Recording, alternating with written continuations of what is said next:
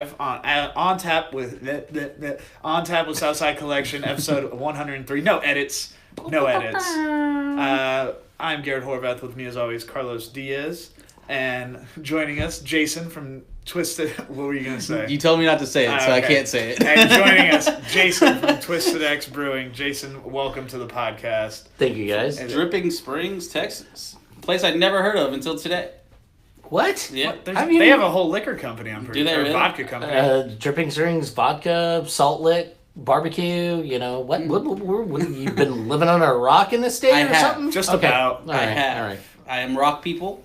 We are a rock race, a rock religion. We ask that we just receive equal rights. Yes. And I think that's fair enough to ask as rock people. And they put Ronnie James Dio on the whatchamacallit with all the presidents, Mount Rushmore. Ah, okay. Yeah, because we're rock people. That'd be way cool. Yeah.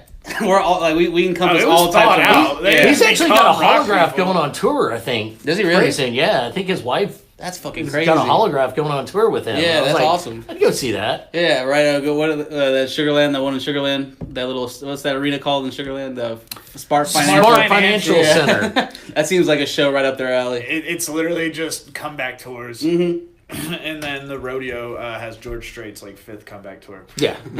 Because it's always his last tour at the rodeo. Yeah. Funny story though, I actually saw George Strait at his first rodeo. Damn. See, that's something you can say for sure. Yeah. I was a child, and apparently it was Eddie Rabbit and Roseanne Cash. And apparently Eddie Rabbit may have had some problems with substances. Yeah, it wasn't his first rodeo. Just saying, it wasn't his first rodeo. It's called art. Yeah, exactly. And he couldn't make it, so George Strait played. And I was like, hey, cool, all right. I get to see George Strait's first rodeo. That's the only definitive starter and statement you can say about him right now is you saw the first one. Yeah. Because a lot of people out there believe they saw his last one. Right. And it keeps going. Yeah. I saw somebody say the other day on Twitter where it was like, if you pay to see somebody on their last tour and then they go on tour again, you should get to go for free. It's like Kiss. Can we just... And they're, you know what? They're my second favorite band of all time. I love them. I grew up with them. Can we just stop already? I mean, I understand once Gene and Paul are dead, it's going to be other people in the makeup and it's going to keep going. But with Gene and Paul, can we just stop? They need to just make it a residency. Yeah. Right. Yeah, and just have people fill in DJs with big fucking helmets that they wear. No, it'll probably end up like he said, it'll be like new guys, painting their face, and then they have some type of Vegas residency or something. I imagine Rome from Sublime with Rome. Could be looking for other work. Man, fills in wonderfully. Well, you said they're your second favorite brew, or your favorite second band, which begs the question, obviously. Second favorite band? My first band? Yeah, who's number one? Foo Fighters. Foo Fighters it is. Very dope. I do fuck with the Foo Fighters. They fight foos. Now, don't ask Flores. He hates my taste in music. Oh, yeah, actually. Why is that? I was supposed to ask who your favorite band was and why is Nickelback. So. Oh, here we go with the Nickelback. You know what? It's so funny. I hated it. So, when I was younger, Shiner used to have Oktoberfest all the time before they became the behemoth they are. Yeah. And it was actually in the front lawn of the brewery. And you were an enabler. I was. And so anyway, I dug Nickelback back when they were, The State? Yeah. When that, the second album they came out with or something like that. They were still alternative. It was kind of cool. So you can make up any album name you want? Yeah, now I don't know. Yeah. Now I don't know. But they, I was like, these guys are cool. And then they're I good saw live them, performers. No, they sucked. Man, they sucked at Oktoberfest. I saw them at these Cynthia guys Woods. suck. I was like, these guys suck. Maybe Cynthia Woods just makes everyone good. But then they did do what was it? Crap! Didn't they have the SmackDown? Yeah, they had the SmackDown. They had the SmackDown theme song. Yeah, for a good little We're while. going out tonight, burning down the town, and blah blah blah. That was the moment I came back to wrestling. Yeah, and that was only for a little bit. And wait, how long did we last till we got into wrestling? About 2 minutes. Hardly even 2 minutes. Excellent. Actually, sorry, we're about 4 minutes. So suck it, Flores. He beats you again. I will say Nickelback probably had that effect on me because I probably told the story before, but they gave out free shots to the front row people. That's right, yeah. I'm right here, man. See, that's what makes it sound so much better when you're wasted. Yeah. And that's normally when Flores sees me posting Nickelback pictures. There you go. Just to piss everybody off. That's the reason I do it. Guys, y'all remember this album? Like, this doesn't get enough praise. Yeah, and I'm sitting on my patio smoking a cigar and drinking bourbon, dude. Those sound like Nickelback lyrics. It sounds like new Nickelback lyrics. They just went to a more country sound. I think after Photograph, people were like, that's like solidified it for people. Like, all right, fuck Nickelback. Yeah. That was that slow song too. Can't get away from it. When I heard Photograph, I was thinking Def Leppard, and I was like, that song was badass. But we're talking about that. Yeah. Once you're in a photo. Yeah. Okay. Yeah. I think it was that you couldn't get away from it, and that's what did it. It was like it wasn't. It's not even their fault. It's like Happy from Pharrell. I always use that as the example of like. No one asked to hear it that often. But you heard it. You weren't turning radios off when it kept coming on. But Nickelback did something right, because what's the guy's name? Chad Kruger. That's the lead singer of Nickelback. The dude was married to Avril Lavigne. True. So he was doing something right. And I read a Guitar World article with the guy and talking about iTunes and all that stuff. And he was like, it's so hard writing music nowadays because every song you write has to be a hit. Yeah. And I'm like, okay, you're actually doing it right, dude, because every song you got is technically a hit somehow. It's a hit to somebody. Yeah, it explains why they can get to that point where they definitely make way less music. Yeah. And so, oh shit, I guess you just texted? At least they're staying relevant enough to stay out of from performing at the pub. You know, like Puddle of Mud. Yeah, Hoobastank. Hey, I love those guys. They're like, we got in it for the music, man. I'm like, really? You're making millions of dollars. If you got into it for the music, you'd still be pinning those dive bars everywhere. Right.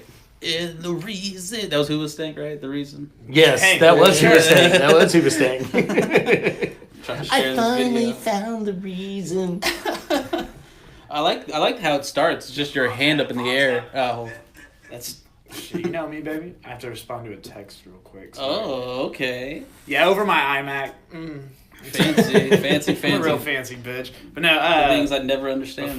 Before I respond to this text, Jason, the company's been around since 2011. Yep. Right. Yep. And how long have you been working with the company? So I actually just started in December. I was working for another brewery for about 4 years. I actually wanted to work for Twisted X way before I worked for the other brewery. Okay. But unfortunately, they weren't down here yet. So luckily, the stars finally aligned, and super happy that I'm with these guys, man. So Brian is our head brewer. Hired him about 2 years ago. Studied in Germany. Totally redid a lot of the recipes we originally had.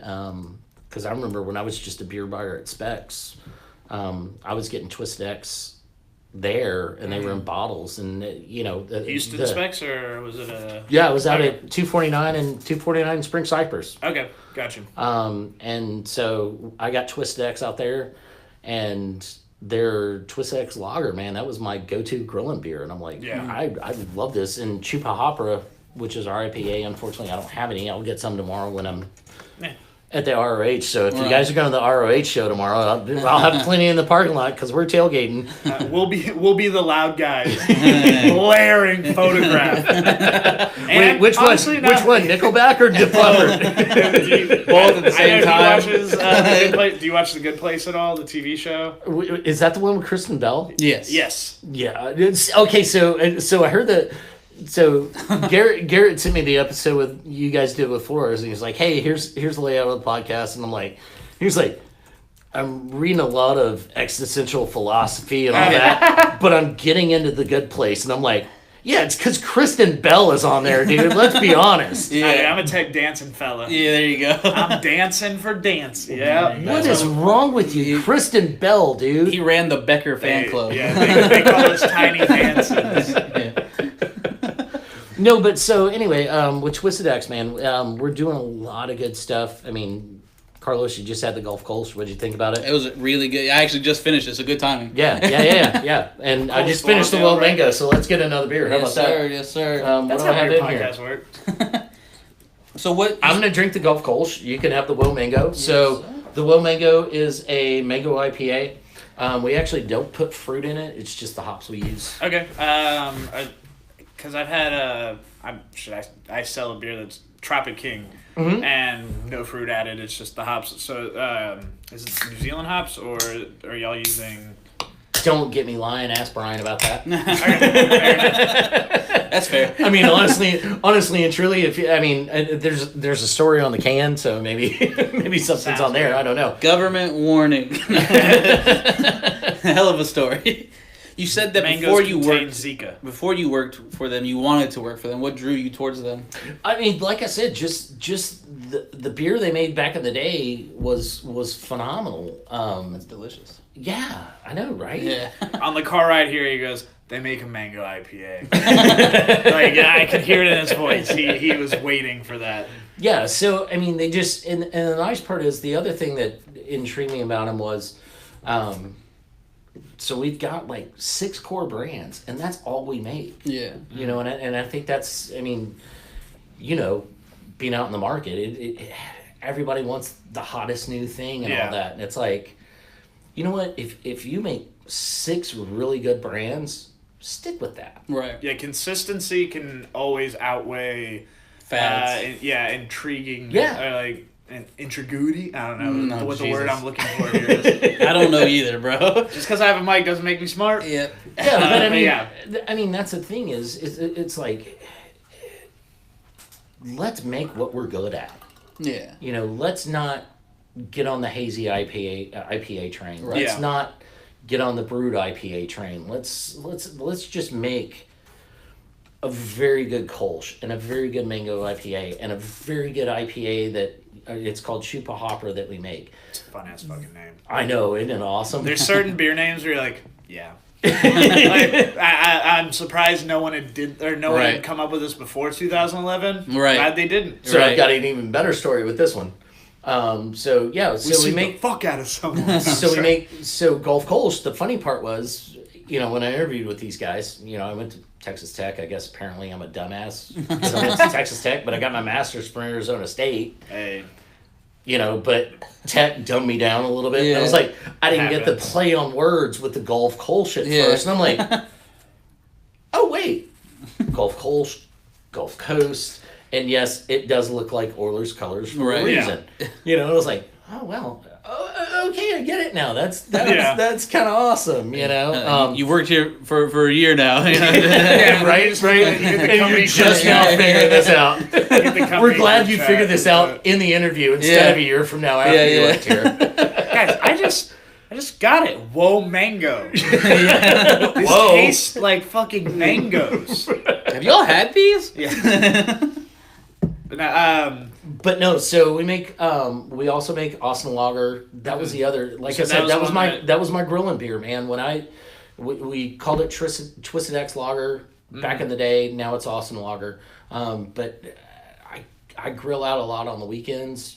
Smoke meat, cook, and when I'm smoking everything, that was my go-to grilling beer. Yeah. Because it's like 5%. Yeah. So you drink it all day. Kind of let you coast. Yeah, Patio pounder. and that was it was a patio pounder, and that was so it was like, man, and then Chupa Hopper, like I said, you get sort of that West Coast East Coast flavor on it, so you get that citrus, but you also get that pine on the back end on the Chupa Hopper, which I was like, I've never had this other than like Deschutes. Yeah. Deschutes.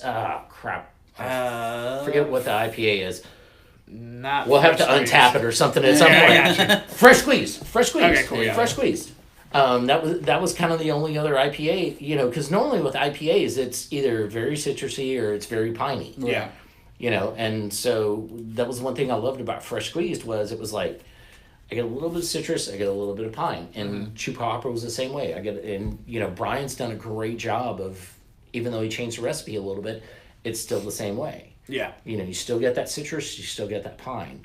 And then, so we just did away with our session IPA. Okay. It was called Later Days. There we go. The name It's called was Later escaping Days. me. So we're actually making a pale ale now that replaced it. Okay. It's called 1092 Pale Ale. reason it's called 1092, that's actually the elevation of the brewery. Oh, nice. Oh, it's also the road I take to get here. nice. Yeah. So, Murphy Road, baby. So anyway, yeah, it's the elevation of the brewery. Because in Dripping Springs, you got a lot of hills, and right. As when I was in Europe racing bikes, we call them rolling hills. No, they're freaking mountains. Rolling hills is fancy for mountain. Yeah, exactly.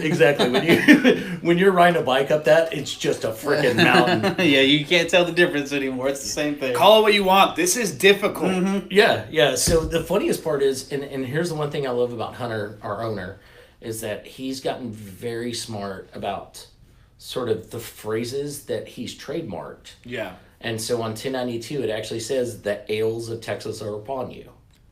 I'm like, how has no other brewery thought about trademarking that? Right.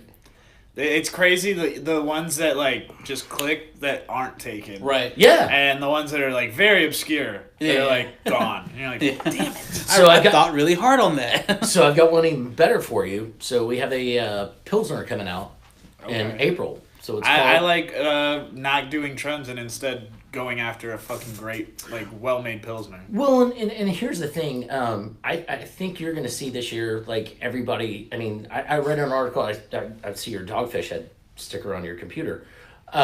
Years old. I think Sam's gotten very smart. I read an article about Dogfish on USA Today today. Mm-hmm. And... they've got this mixed six-pack, and he's starting to go to lower ABV and lower calories and lower carbs and all that.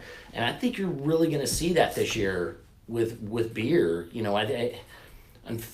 As much as I hate to say, unfortunately, I don't think the hazy IPA thing's going to go away. Yeah. Yeah. It's a big swinging dick fest. Hey, I got this hazy IPA and you didn't. Well, hang on. Heady Topper and Ghost in the Machine's been around for a long time, guys. Right. Yeah. When I was talking to a buyer the other day, I called it a trend, and I go, honestly, it's been around for long enough. I'm not going to call it a trend now. It's its own style. Yeah. And Yeah. I've had some really fucking good ones from all over different breweries. I will say the focus on them is like unbelievable. And I think the focus is take a draw. Kind of still makes it trendy. Yeah. People make events out of releasing these juicy IPA. Hey, they're hazy. Well, and that's the thing. I love the flavor of those. Mm-hmm. Yeah. Like, the flavor's phenomenal, but to me, I want to see through my beer. Yeah. Nah, I feel you. You know what I mean? I mean, and I think, too, a lot of people they're rushing to do these hazy IPAs. Yeah. Definitely that. So they're taking shortcuts to get that haziness. Yeah. Instead of, like, Heady Topper or Ghost in the Machine, where they let the hops and they let the yeast and they let the malt and they let everything do that. Yeah, they go kind of strictly to process. Yeah. So, but no, back to our stuff. We're doing the pills because I think you're going to see a lot of this stuff go back to the easier drinking. You're going to see a lot of lagers this year. I think you're going to see a lot of pilsners this year. Yeah. I mean, like I said with Dogfish, they're doing They have like they've got an IPA. They got a low-cal IPA. Yeah. And it's like, I've been waiting for that. Right. I mean, look at me. Yeah. Seriously? That's what has been stopping me from being a physical specimen. That's what made those rolling hills so goddamn difficult. Yeah. I want to look like Cody Rhodes and still drink IPAs. Back to the wrestling. I don't think Cody Rhodes drinks IPAs. If I'm being honest. He drinks Coors Light. Shit. I would just say that motherfucker drinks raw eggs and hair bleach or hair dye. Sorry. But anyway, so we have a Pilsner coming out in April. It's called Pitmaster Pils. Okay, nice. Gonna be. I had it out of the Bright Tank a couple of weeks ago at the brewery. It's absolutely freaking delicious, and here's what's gonna blow your mind. Can't believe another brewery in Texas didn't figure out how to do this, and Hunter figured it out. It's actually trademarked. Can I pull my love guru Mike Myers? Yeah. TM. It's the official beer of barbecue. Oh damn! And we trademarked that. Wow. That is fucking smart. It's like I thought the other one, the ales of Texas. Yeah. But that's actually really smart. Because now y'all like it's trademarked. Now you guys can only Right. claim that and go into every sales pitch with that. Yeah. And even places where, like, because when you think of, like, maybe I'm not going to the right ones, but barbecue joints, you normally expect to see very macro selection. Yeah, of course. And so to be able to walk in, and I imagine it might even be on the can. I'm not 100% It is sure. actually on the can. And so to say the official beer of barbecue, right? I'll show you guys the can, actually. Dope. No, yeah. That's cheating. No, yeah. Shit, y'all got some geniuses over there, because those are things that you would think are just taken up, you know? Yeah. So here's the crazy part about our brewery, and it's it's so funny because, I was trying to zoom in on that. There you go. Is it a silver bullet? Did I see It that? is. Very nice. It is. It looks. It kind of looks like Prime silver. Pilsner. Okay. But yeah, so Hunter's dad was the one that started the brewery. Okay. Unfortunately, he passed away tragically, and they kind of weren't sure what they wanted to do with the brewery. And I guess Hunter one day was like, "Hey, this is good beer. Let's keep this going." Yeah. And Was he's Hunter already embraced it. involved? A little bit, okay. a little bit. Not as much as he is now. Yeah. But yeah, he embraced it, and he was like, "Hey, let's keep this going, man. We're making good stuff." And it's a great company, man. We're passionate about what we do. We love what we do. Seems like you have fun based on yeah. some off camera stories. Not everything. I mean, you've known me for a while, and Yeah. you know me when I was working for the other brewery. I mean, yeah, that's the thing. how much happier have you seen me? Much happier. I will say, the last I had seen you with your previous job was you were training, I believe, was going to be a replacement. Yes. I didn't know at the time it was going to be a replacement. I thought you were just showing her the ropes. Yeah. There was like it's a chore in you. Yeah. All right, now we go here. Yeah. Next we're gonna go over there. And then we were that was literally bullshitting about Ring of Honor last time I saw you. And that was the hardest part. Like, that was the hardest 2 weeks. It was because in this business, you can't let the cat out of the bag.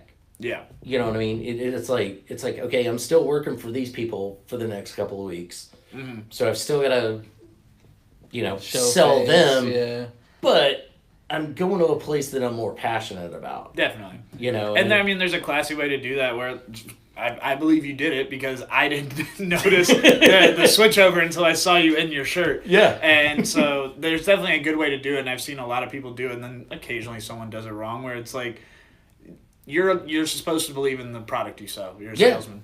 But you don't have to have this undying, like, this is the best. Every time you drop a beer, you don't have to say it's the best of the beer. Right. You know what I mean? Yeah. You can believe in it while also feeling like, yeah, it's up there with the best. Yeah. Because then what happens is if you do switch over and then you have that same sales pitch where, like, this is the best IPA. It's like, well, how am I supposed to fucking trust you, man? You just told me literally another brewing company's IPA is the best. Like 3 weeks ago. Yeah. So- Well, and I think that's the one thing I prided myself on. I mean, because this, I worked for the other brewery for 4 years. Yeah. And that's the one thing I pride myself on in this town is I have a good reputation. Yeah. Everybody knows me and everybody trusts me, and it's like, hey, I'm telling you, this is the best beer. No bullshit. I'm not pulling punches. This truly is the best liquid. Yeah, I got you. And I mean, it just, thank God the stars finally aligned so I can work for Twisted X, man. Because, I mean, this is truly the best liquid. I mean, I believed it before, but now that Brian's sort of put his tweak on everything and kind of reformulated everything and he's doing his thing, it's like, oh, man, Twisted X is on its way up. Yeah. About how long ago did things get tweaked and reformulated? About 2 years ago. Okay. Yeah, about 2 years ago.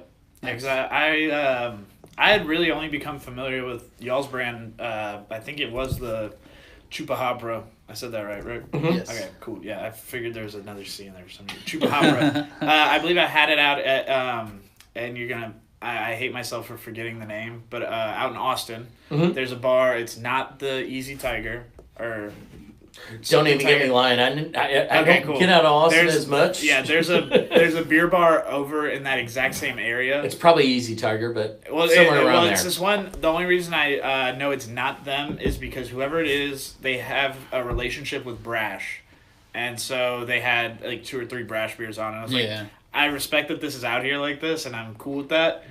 Also, not gonna drink it because I can have Brash. So I literally made it and mission every beer I drank was Austin or surrounding Austin area. Right. And I saw Chupa Hopra on there, and I was like, well. So fun fact about you just gotta buy certain beers. So fun fact about Brash. Cy-Fair High School has breweries on lockdown. So I graduated from Cy-Fair. Oh, okay. I thought you meant like Cy-Fair High School was like. Is it starting a brewery or? No. So handcuffing or something. So follow me for a second. So I will give my age up. I graduated Cy-Fair in 1990. Okay. So fun fact was there was a little freshman when I was a senior, and his name was Ben Fullove, owner of Brash. This was way before memes. This is so back when Throwback Thursday on Facebook was cool. I actually because Ben was like, yeah, I went to Cy-Fair too. I was like, really? And he never told me when. I was like, I started going through my yearbooks, and I was like, oh, I'm so posting this. I went through my senior yearbook, and I found him, and I'm like, I'm so posting this on Facebook, and I thought he was going to be so mad at me, and he just got the biggest kick out of anything. But the funniest part is too, the guys from 11 Below went to Cy-Fair too. Jesus, that's someone I definitely want to have on the show too, because I feel like those are guys I really don't see out in the market that much, and not because they are not out there. Right. Yeah. We've had their beers like personally on the show. Yeah. So Brandon and Sarah and Bryce, I mean, those guys. I mean, I love those guys to death, man. They're freaking awesome, man. Yeah. I mean, I think they're doing good stuff.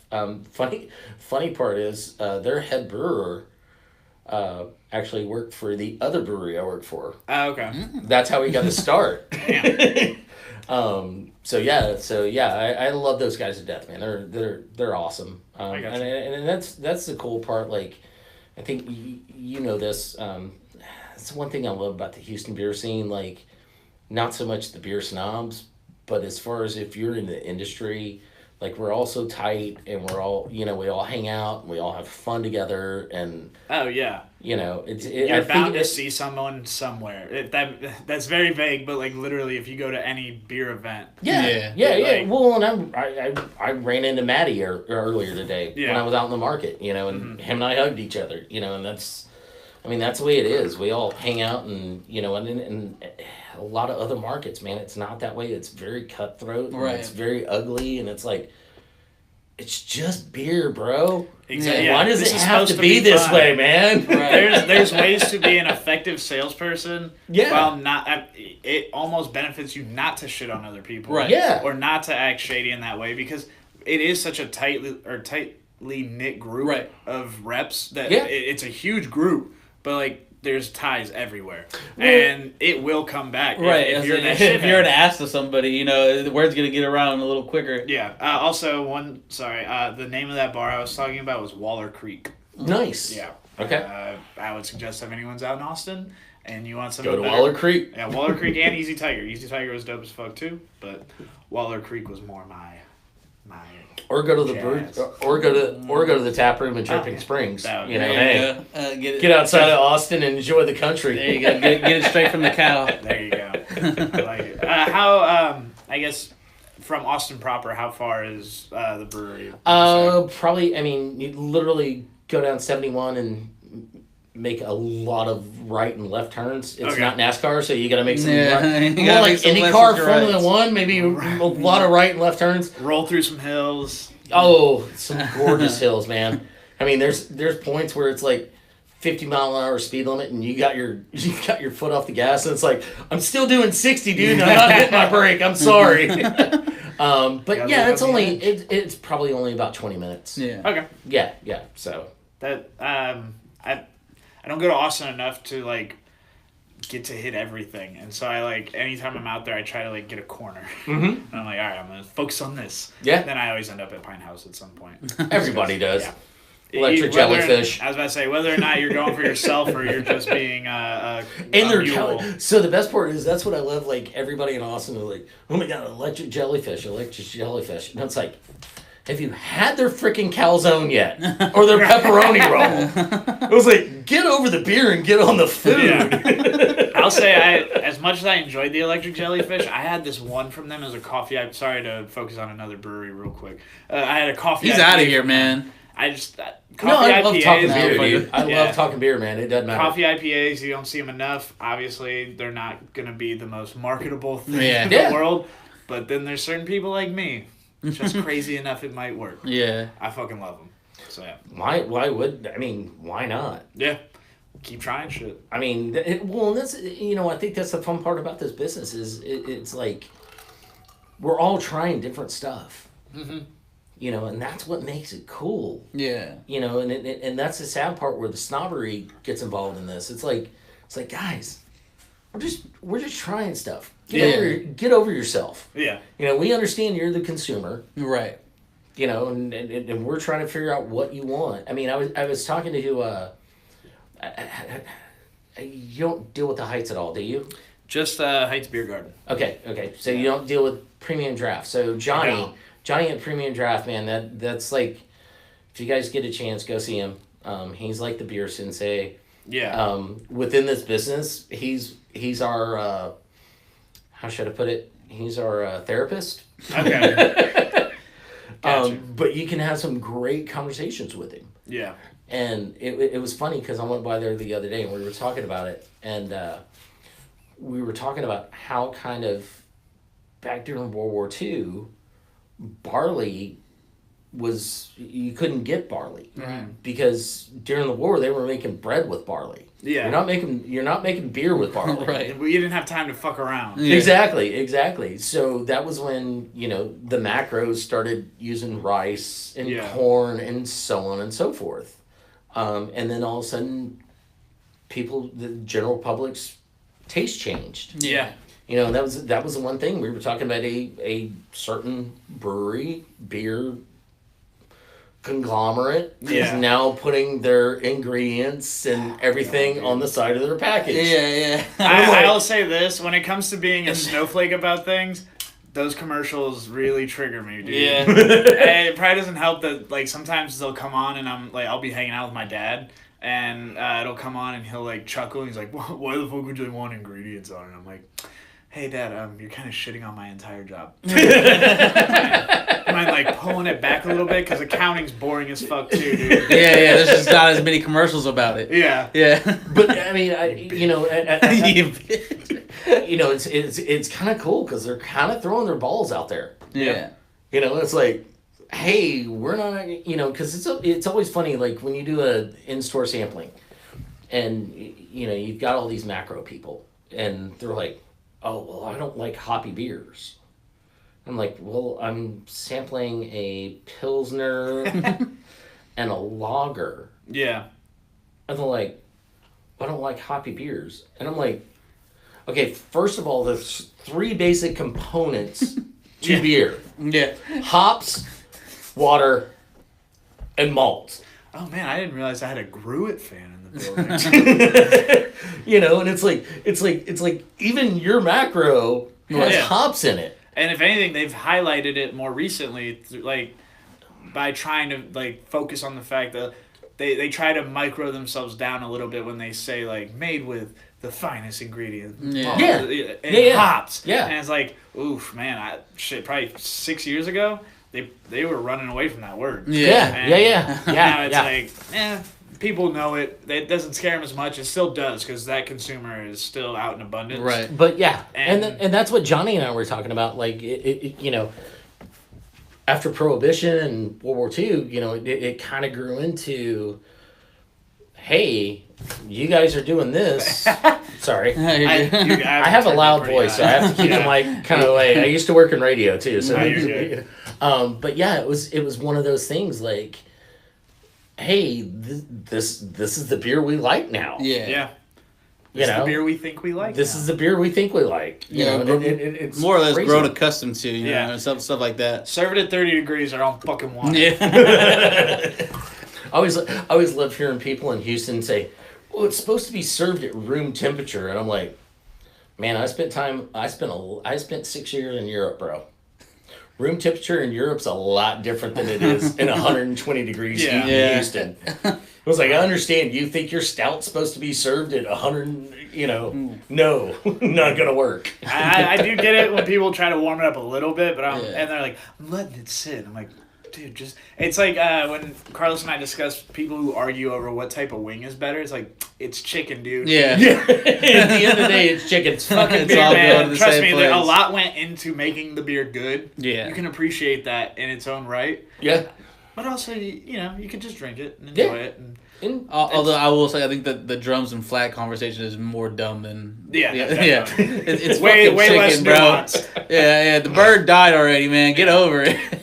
Yeah, that's how I feel about it. Well, we also live in a beer world right now, and where everybody with social media directly about beer, right, is people now think their opinion needs to be had and has to be very unique. And it's like, dude, me personally, if I rate anything, if I don't like it, I don't rate it. I'm a dickhead. And even if I kind of like it, 5 stars, and it did this for me. I haven't been on Untapped in probably like 3 years. Yeah. I only use it for reference. And I remember when I was buying for that liquor store, I'd have people walk in and this was kind of at sort of when craft beer. Need a beer?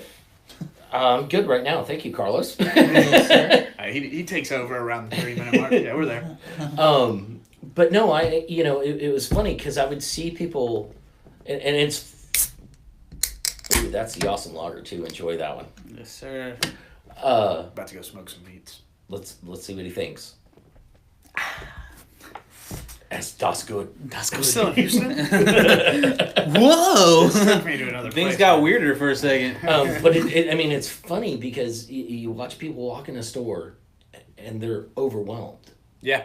And then all of a sudden you see they get their phone out, and they start looking at Untapped, and they start looking at Beer Advocate, and they start looking at all these things, and it's like, hang on a second. You're gonna get more confused. Temper your expectations. Right. Of course, on a lot of these platforms, the bourbon barrel aged is going to be 5 stars. Right. Yeah, I've noticed with hazies and pretty much with I don't want to see because I don't want to discredit them because there are really good versions of all of them out there, but they would be called hype. Mm-hmm. New England hazy, the hype trains. bourbon barrels, Mm-hmm. real crazy stuff. It's almost like people start at a 4. Yeah. But then you give them a nice, well-made Pilsner, and they're like, well, I'm going to start at a 3, and then we'll see where we get. Well, so I remember there was a certain brewery out of Dallas. I won't name their name, but that's how me and the owner of that brewery became friends. Mm-hmm. Because I met him one time when I was in College Station. And I was on Untapped, and they make a blonde, and I rated it 5 stars. He was like, hang on, you're so-and-so on Untapped. I was like, yeah. He was like, you gave my blonde 5 stars? I was like, dude, if it's good beer, it's good beer. Yeah. Exactly. I don't give a crap if it's bourbon barrel aged, or if it's a blonde, or a Pilsner, or a lager, or a hazy IPA. I don't care. If it's good beer, it's good beer. Exactly.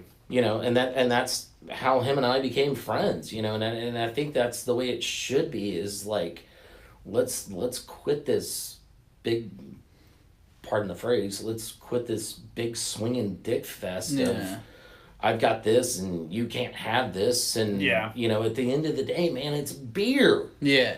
It's fun. Yeah. It's fun. That's how it's supposed to be, yeah. That's why I like because and we've done it before where we kind of focus on those groups of people that are super untapped, snobby and all that. I will say for the most part, there are way more groups that are while they are on Untapped, they're very beer share friendly, where everybody just shows up and brings fucking crazy shit, dude. And everyone's like, those are the more healthy beer fans, Love Yeah. This is awesome. I'll tell you this with Untapped. I remember there is a certain hazy IPA out of Vermont. Everybody knows what I'm talking about. And I was like, I tasted it. I'm like, man, I know everybody on Untappd is giving this 5 stars, but why do I need to give this 5 stars? Right. And then I got the aroma. Mm-hmm. And I'm like, okay, yeah. I'm back. This is 5 stars. I'm back. You know, and I hated doing that. I hated being that guy, but I'm like, hey, that's part of beer. You know, it's all about the aroma, and it's everything about it. You know? It's the experience. Yeah. Do you think that beer drinkers should refer to Untappd before they have a beer, or No, should they do it after? It. Yeah. Just try the beer. Quit looking at. That's the experience. Yeah. Yeah. And that's what I told my customers, man. I'm like, dude, just try it. Yeah. If you don't like it, you don't like it. Worst case scenario, it's beer. Yeah.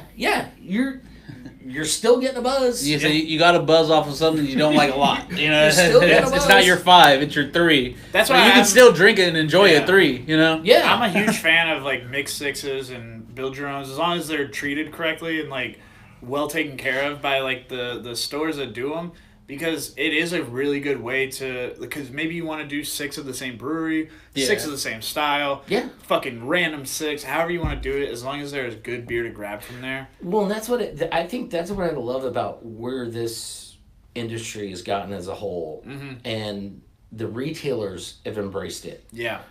Because I think in the past, you know, the whole game was you get beer on draft, people try the draft, they like the draft, they go to the store and buy it. Right. Yeah. Now, to an extent, you still want your beer on draft. Definitely, yeah. But now with all these retailers starting these make your own 6-pack racks, you know, you can go to the store and you can buy a random 6 of 6 different beers. Yeah. And so you don't have to make that investment of a whole 6-pack. And if you don't like that 6-pack, now you got 5 in the fridge. Exactly, that you're never going to drink again. You know, now, granted, I want you to buy a 6-pack of Twisted X. Right. You know, but you know, I think it's very cool how this industry is sort of embraced everything and shaping, and I think it's great. I think it's in part to how many players are in the game now. Like, absolutely. In terms of if you go to spots, you could go into their mix 6, and every beer could be Texas. And every beer could be different. Yeah. And not necessarily a different brewery for each beer, but different, like, you know, one of each from 20, 25 breweries. Yeah. Easy. Those mixed, I hadn't really thought about it like that, but maybe like a year and a half ago, that's really how I tried a lot of new beers. Yeah. You know, I'd get 3 that I'm familiar with, and then 3 that I'm like, well, that sounds good, or I like that style, you know, stuff like that. So that does really open up the door for people to try some more of these different beers that they haven't had before. Well, and that was the bad part when, you know, I was still buying beer at the big liquor store. Yeah. You know, basically what I'd have to do is I'd have to buy a 6-pack. Yeah. And I'd buy like 2 or 3 6-packs on the weekend. Yeah. You know, it's like, well, I may like this beer, I may not. I don't know, but I'm going to invest the money in it, and I'm going to figure it out, you know. But I mean, you know, got 6 beers to figure it out. Exactly, exactly. You know, and I think, you know, and that's the one thing I wish, you know, would happen a lot is that a lot of these buyers and people that are selling the beer to consumers, try the beer, man. Yes. Oh, definitely. You know what you're selling, because that was a nice thing. That was kind of what started my reputation in this town was, you know, when I told people, hey, I tried this beer this weekend, I really like it, I know your taste profile, I know you're going to like it. Yeah.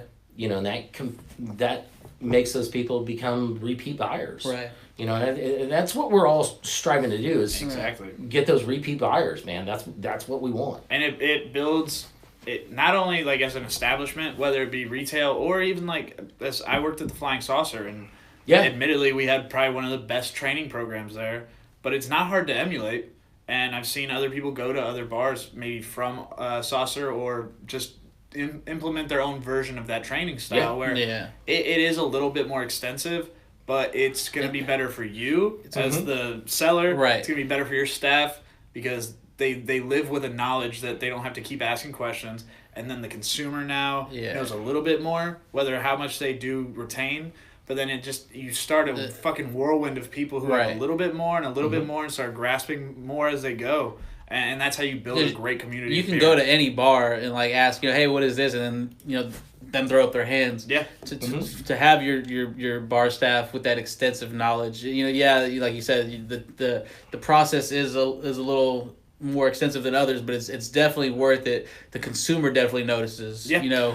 Well, and that's the one thing I love. I mean, I love doing staff training. Yeah. I love going to these bars and doing staff training. And the one thing I do is I never tell them, hey, this is Gulf Kolsch, and you're going to taste this, this, and this. I ask them, what do you taste?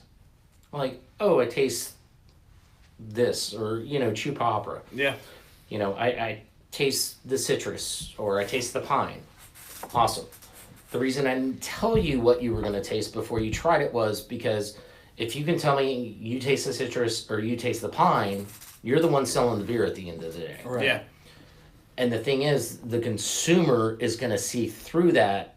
If I told you what you're going to taste and you try to sell based on that, yeah, there's no consumer's going to it. see it on, consumer's going to see through you all day. Definitely. And they're not going to believe you. Yeah. A sense of pride can really create a sale quicker. Yeah. And Yeah. I mean, I learned that over the 4 years I was there. It was just, by the time I really gained a decent knowledge of beer, it's just, I could suggest, especially once you have more repeat customers, but even new ones, just, hey, I want a really good IPA, or hey, I'm from out of town. And like that's why at Waller Creek it was such a great experience, because I told the bartender, hey, I'm from Houston.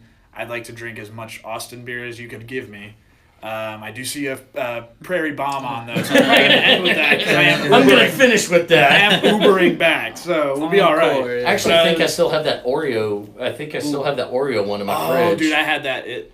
I would imagine it gets even better and better just because it was very sweet. I actually still have two Milk the Venoms that Vince gave me back in the day. They're a year old sitting in my fridge. I probably should drink those. But yeah. It allows, like, there's a sense of pride that goes into that sale, and so then it makes me confident as the buyer or the consumer. Yeah. And like you said, with retailers, it has taken a big step forward in that, where they take pride in the beer they are selling. Like, I don't carry crap beer here. Like, there's a lot of buyers out there now that really take pride in the fact that I know what beer I am going out and buying, so I'm not just going to let some guy come and shill me whatever fucking flavor of the week, whatever he needs to get out of the warehouse. Like, Yeah. So it makes it more, and it makes it fun for us. I know you enjoy selling beer. I can tell anytime I see you, I enjoy selling beer to people. I enjoy buying it. Yeah, and keep buying it. It makes it a fun atmosphere. So yeah. Yeah. At the end, I mean, like I said, at the end of the day, it's beer. It's fun. Yeah.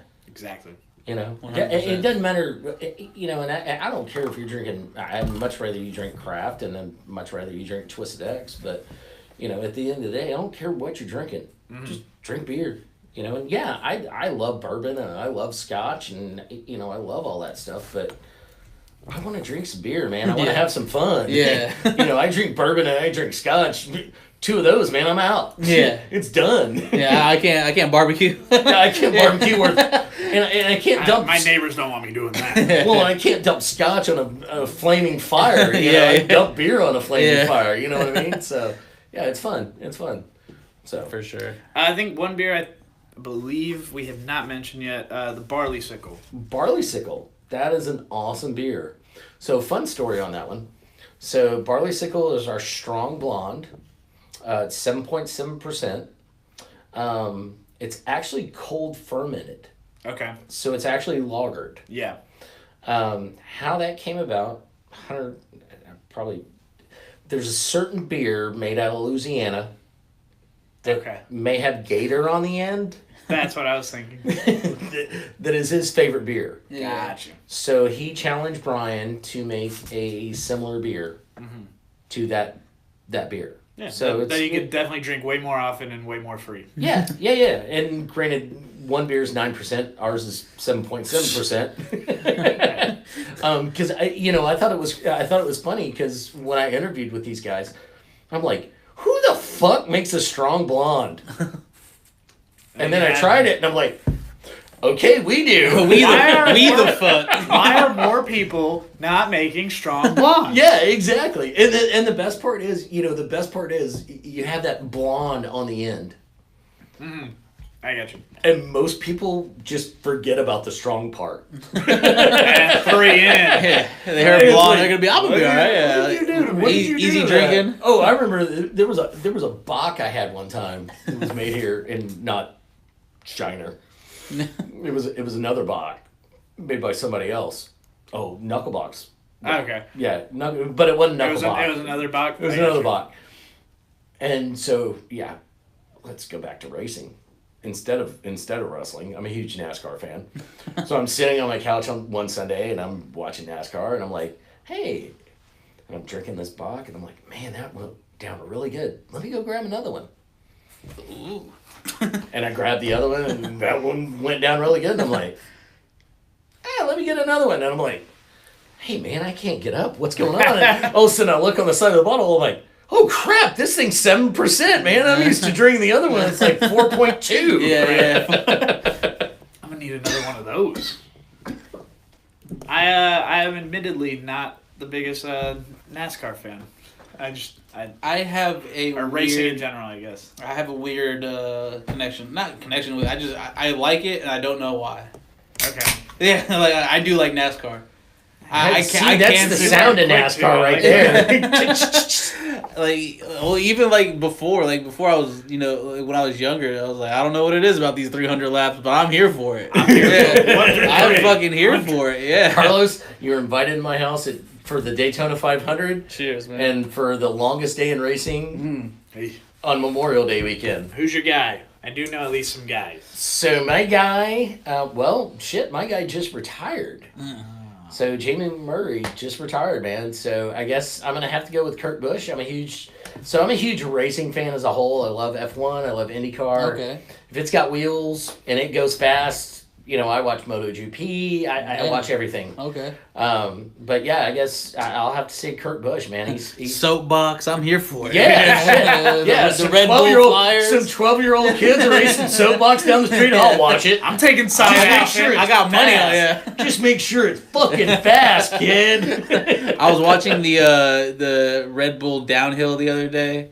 They just no, well, kind of. It's basically soapbox, but going downhill. Okay. But it's like you're racing somebody, but they have like these obstacles, like you got to go around the hay and shit like that.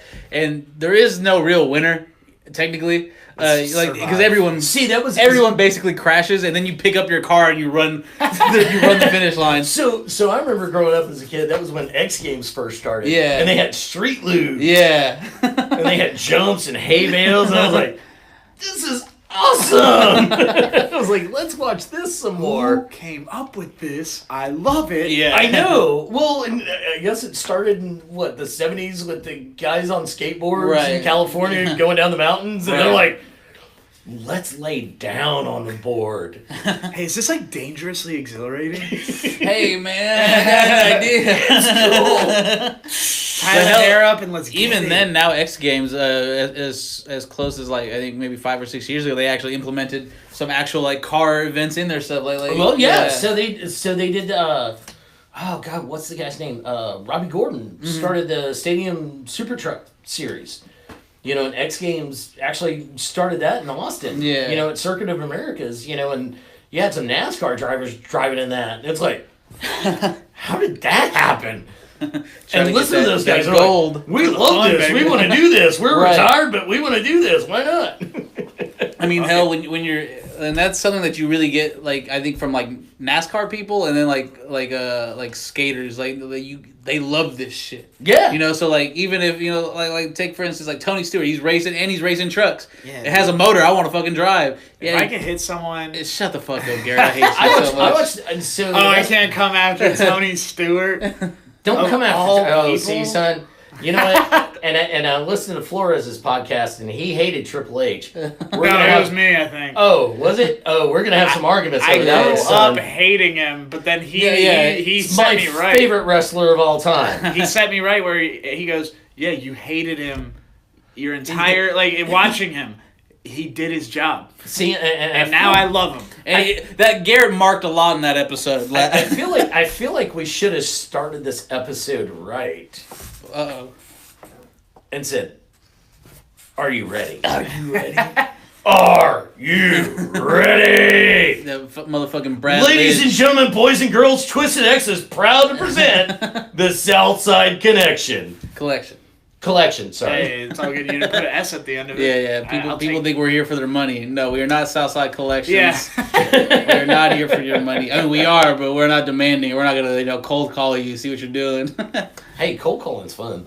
Dude, I hate that now marketers call you with the exact same number that you have, except for like 2 digits off. Yeah. Because you're like, yeah, fuck you, haha, I get it. Oh. And then finally someone calls you and it's actually work related, Yeah. and you're like, ha! And they call back, good fucking try. Yeah. I think I blew that. So sale. the best part is the marketers that have gotten smart.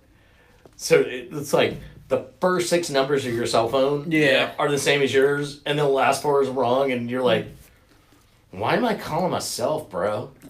I think I'll answer this. Yeah. Oh, son of a bitch! It's a marketer. Shit, one time I was at Horvath, your apartment, it was a long time ago, and we were chilling, and I get a text from a phone number that was exactly like mine, except for one number at the very end, and he said, "Hey, neighbor."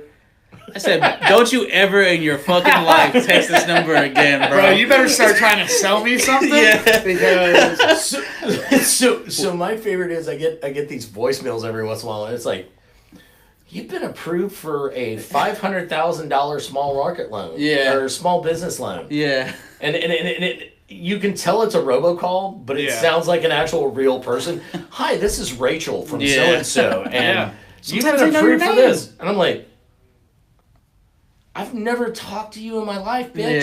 Yeah. Why are you calling me? Quit being so familiar. Dude. Yeah, it's kind of freaking me out. Hey, how's your mother? I was just wondering. Yeah. But anyway, you're Hit you with approved. the Mark Wahlberg. Approved for what? Say hello to your mother for me. Hey, let Mark Wahlberg call me. I'll let him say hi to my mom. She'd love it. But I get Hey, mama, say hello.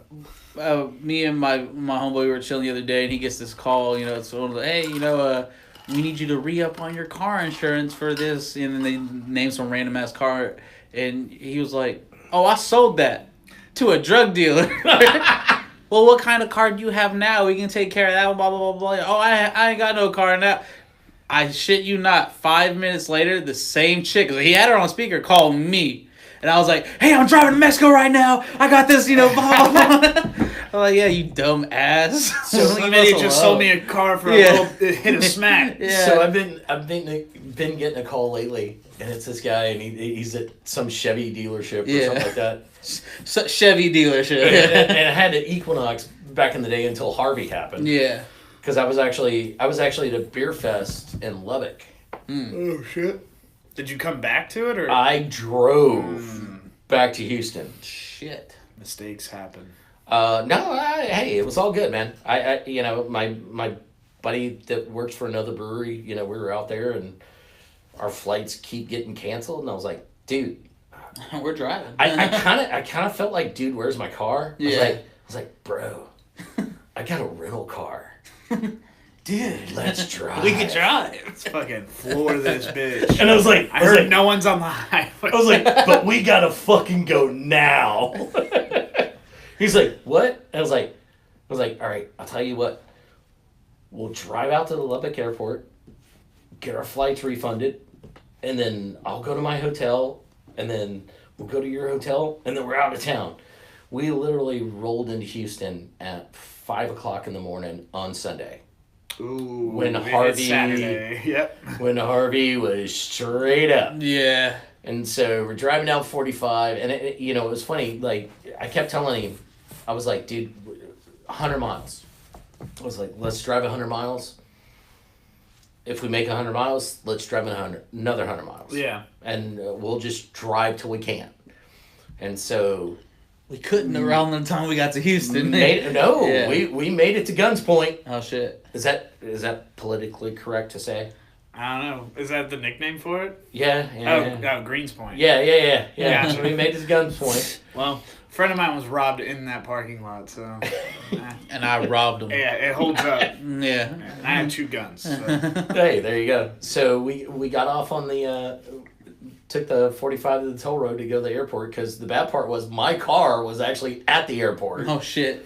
And all of a sudden I was like, ooh, we went through some water. And we got to Aldine Westfield, and it was across the toll road at that point. Fuck. And I was like, yeah, crap. I was like, oh, wait, there's people getting on the shoulder. Let's take this rental car on the shoulder. I don't care. Yeah, shit. At this point, I don't care. Yeah. Let's just drive it. Ain't mine. And I got to my car, and by the time I got back, it was already even worse. But I was like, if I can get past this point, it's all elevated, and I'm fine. Yeah. And good thing I Those did. heels 'cause come in handy. good thing I got home when I did, man. Because I was shaking. It was like 7:00 in the morning. I'm home. My mom's like, "I'm glad you're home." I was like, "I just need a beer." Yeah. Lord beer me. Actually, like man. 3 beers. Yeah, I've said it before, but I was stuck downtown during Harvey, and I was just lit up for like 4 days straight. Well, the funniest part was, so I told my buddy, I'm like, dude, you can stay at my house. I've got 3 bedrooms. You're fine. He's like, dude, my girlfriend's freaking out, and yeah. he lives kind of Oak Forest, Garden Oaks area. Yeah. I was like, you're not gonna be able to get a cab. Yeah. God no. And I was like, he's like, no, I gotta get in a cab. I was like, all right, we'll drive to the International Terminal. He wound up staying at like some hotel off the toll road for like 3 days because no Sounds about cabbie right. was driving him. Sounds about right. I was literally stuck in my neighborhood in a different house for 2 or 3 days. I was stuck in my neighborhood the nice part was my house never flooded. I was stuck in my house till Thursday. Yeah. And it was like, And we got a World Series championship out of it. and we did. And cheers to the Astros. Bow, bow. I'll drink water to that. No, I'm not sure. I can't believe I just cheered your water. I only did it because Ice you water, did it. I'm a follower, not a leader. All right, let's talk wrestling or football or something. I'm down to Who get is your into- favorite wrestler, and why is it Gold Dust? And why is it the Hurricane? Hurricane Helms is awesome. Ring of Honor. Stand back. There's a hurricane coming. Hell yeah, back. dude. There's a hurricane coming through. Yeah, who's your favorite wrestler, and why is it Lucha House Party? Really? I Lucha? hate them. They're bad. Where'd they come? Why do they Callisto keep by burying? himself is Why do fine. they keep burying the revival? I don't know. I can't tell if they really asked to be let go or if that was part of the whole play, because the following Raw, Okay. they were literally on a segment with Vince and continued the exact storyline they've been on. So,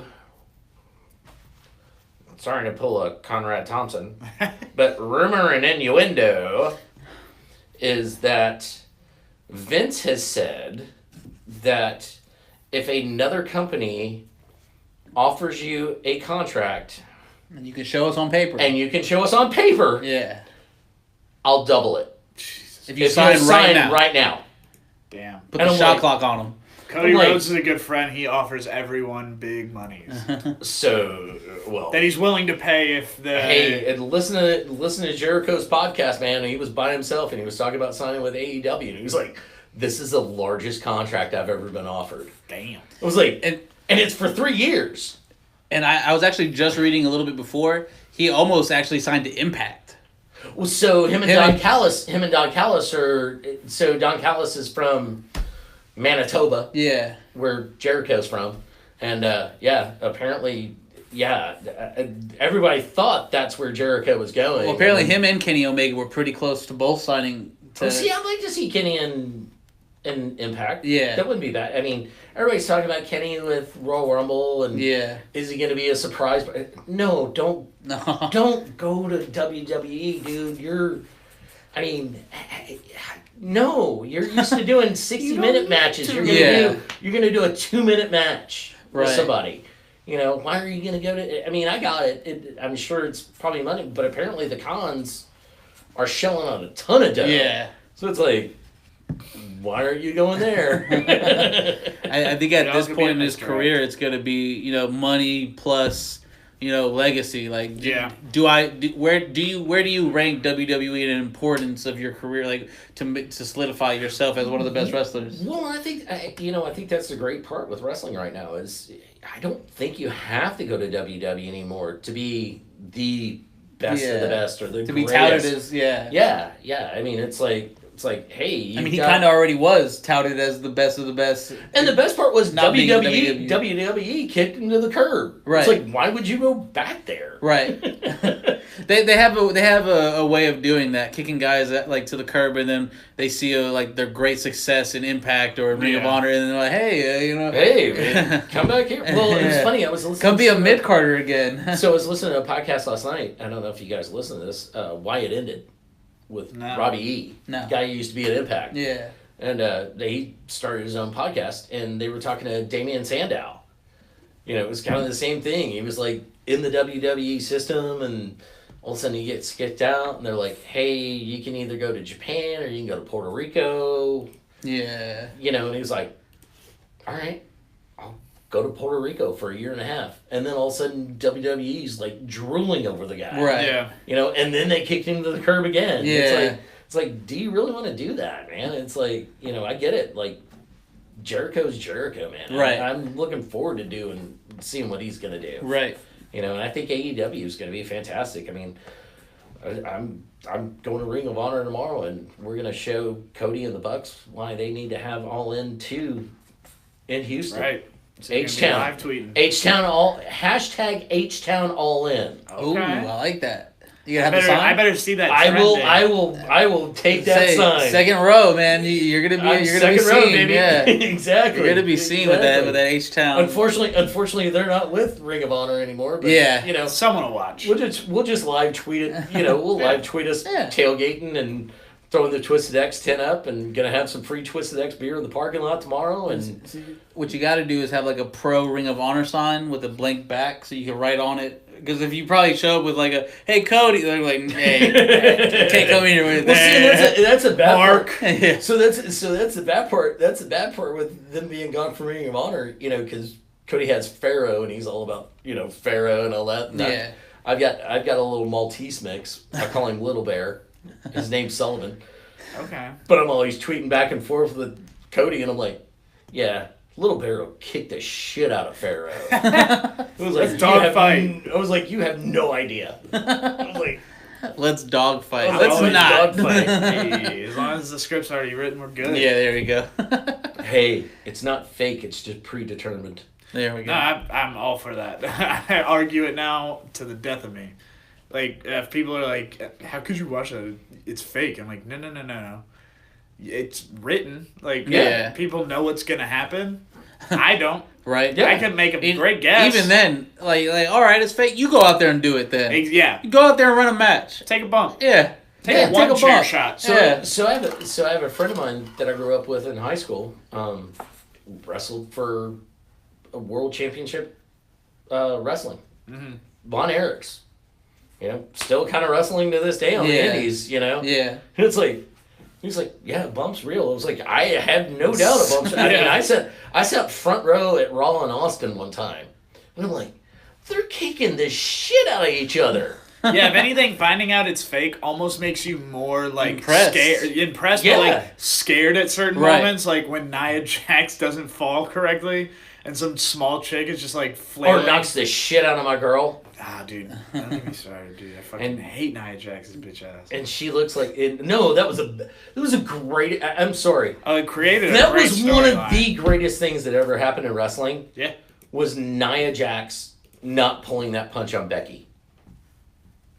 Fair. We asked David. I might as well ask you.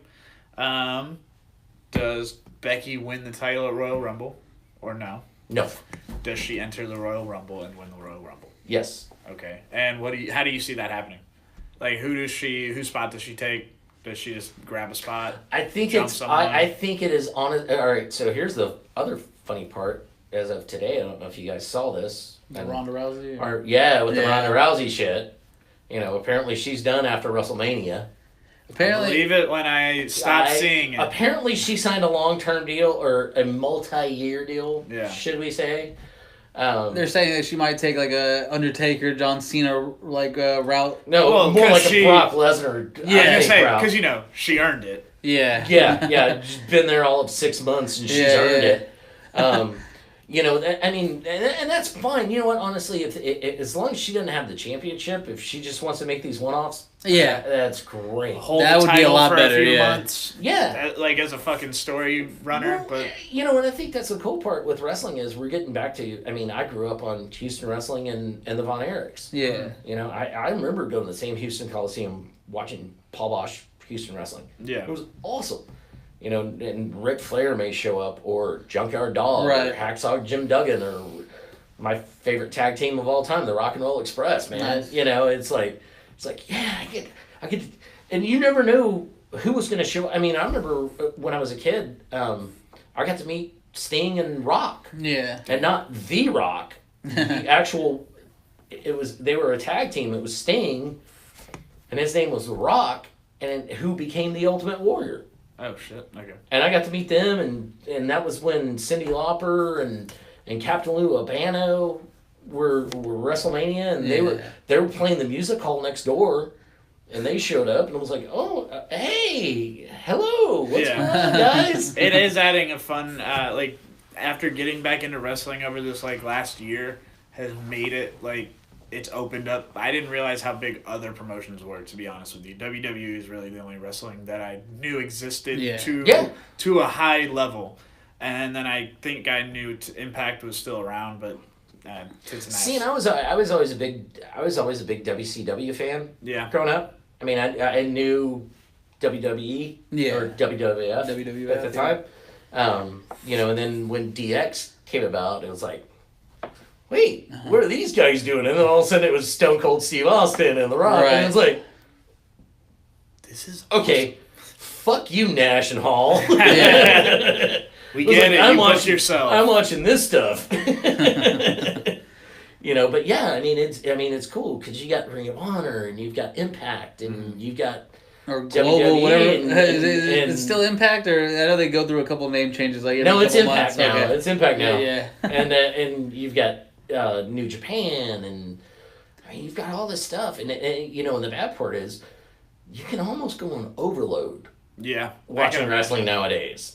Like, I'm a huge wrestling fan, and I'm like, I think one week I was like, oh, I'll just sit here and watch wrestling all week. Yeah. Like 2 days Purged it in, out of yourself. like 2 days in, I'm like, fuck this, dude. I'm not watching wrestling anymore. Well, with the you know the selection that we have now, it is, like you said, easier to just binge on it. But now you can also kind of figure out, like, you know, if I don't want to watch Impact, you know, they don't have any storylines that don't interest me. You know, I'll flip it to Raw or to Lucha Underground or whatever. You know. Yeah. Let me ask you guys this: do you think WWE has too much programming nowadays? Yes. Or I don't think that Raw needs to be 4 hours long. Yeah. Right? Yeah, I don't think that it needs a pre-show. Well, I think that's the one thing I love about NXT is it's an hour long. Yeah. Hell, they're saying the NXT takeover right now is outselling the Raw after Royal Rumble. So I was actually at War Games when I was here. Nice. And that was awesome. Yeah. That was absolutely awesome. Didn't go to, I think it was Survivor Series? Right. Afterwards? Right. Didn't care. I watched it at home. Yeah. Yeah. And I was but I mean, the fact I was there at War Games, because, I mean, Dusty Rhodes grew up watching the guy, and that was his creation. Right. You know, and I mean, God, one Lars Sullivan, it was somebody. Dude literally got his skull busted the fuck open. Yeah. And you could see the trainers like running over and putting a towel on his head and literally stapling the guy's head through the cage. He was like, "No, I'm good. Yeah. Let's get go me now. out of here. Must wrestle. Yeah. Must wrestle." So I mean, that was awesome. You know. And Yeah. I guess Elimination Chamber's coming March. Yeah. I think it's late February. Or late February. It's before WrestleMania. I want to go, but I also don't know if I have Elimination Chamber money. There you go. Hey, what can we do? Like StubHub? You guys need some Rapid advertisers. seats. StubHub, Ticketmaster. Can you help us out a little bit? There we go, We need some yeah, advertisers. Let's help At you guys out. StubHub. Yeah. I'll tag him. Hold on. You know. No, but these NXT, especially like the ones that aren't being pay-per-viewed or televised, like they're actually selling out. Like they're doing great numbers. Well, it's Hunter running it. You're right, and I think it's Hunter. Yeah. And he's that old school, what I grew up on as far as wrestling. Right. Ruthless and aggression. I'm also reading a lot that one of the bigger differences between how Triple H runs things and how Vince runs things is once you burn Vince, you're on his bad side, whereas Hunter can kind of take a lick or two. Yeah, but you can't say that though. You look at a lot of the guys. I think we said this earlier. You look at a lot of the guys that maybe left WWE not on the best terms, right? Yeah. And have come back. Right. I think that kind of is more dictated by how nostalgia and things like that kind of took over, and how we need to. Hey, yeah, let's get these guys back in here so we can do these rewinds and these. And I think that's Vince's mentality. Right. Is he still thinks it's the 1980s. Right. Profitability is an apology in Vince McMahon's mind. Tell you what was it, a $2 billion deal with Fox that starts in November? Right. Hell, mate. That's just for SmackDown, right? Yeah, it's just for SmackDown, and he's got the USA deal for Raw, and he has about $500 million every time he goes to Saudi Arabia. Jesus Christ. Yeah. The princes are paying the shit out of that one. That's not even an exaggerated number. I think the last time they went for the Greatest Royal Rumble, it was like $500 million.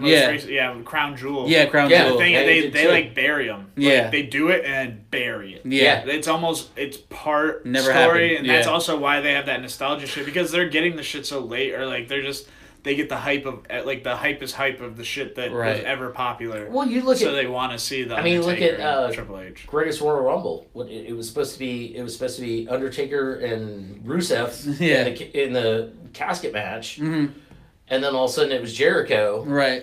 And then all of a sudden Jericho signs with New Japan. And all of a sudden it was Rusev again. I am physically fit to fight you now. it's like, well, hang on. And that was a cool part, listening to that with Jericho on his podcast. He was like, everything was cool, and with Vince and I, and that's like a father figure to him, kind of. Right. It's like, yeah, everything was good, and then all of a sudden I signed with New Japan, and I want to do this, and then all of a sudden I'm in the Greatest Royal Rumble, not the casket match. Yeah. Yeah. And it's like, what's going on? So I think Vince is scared.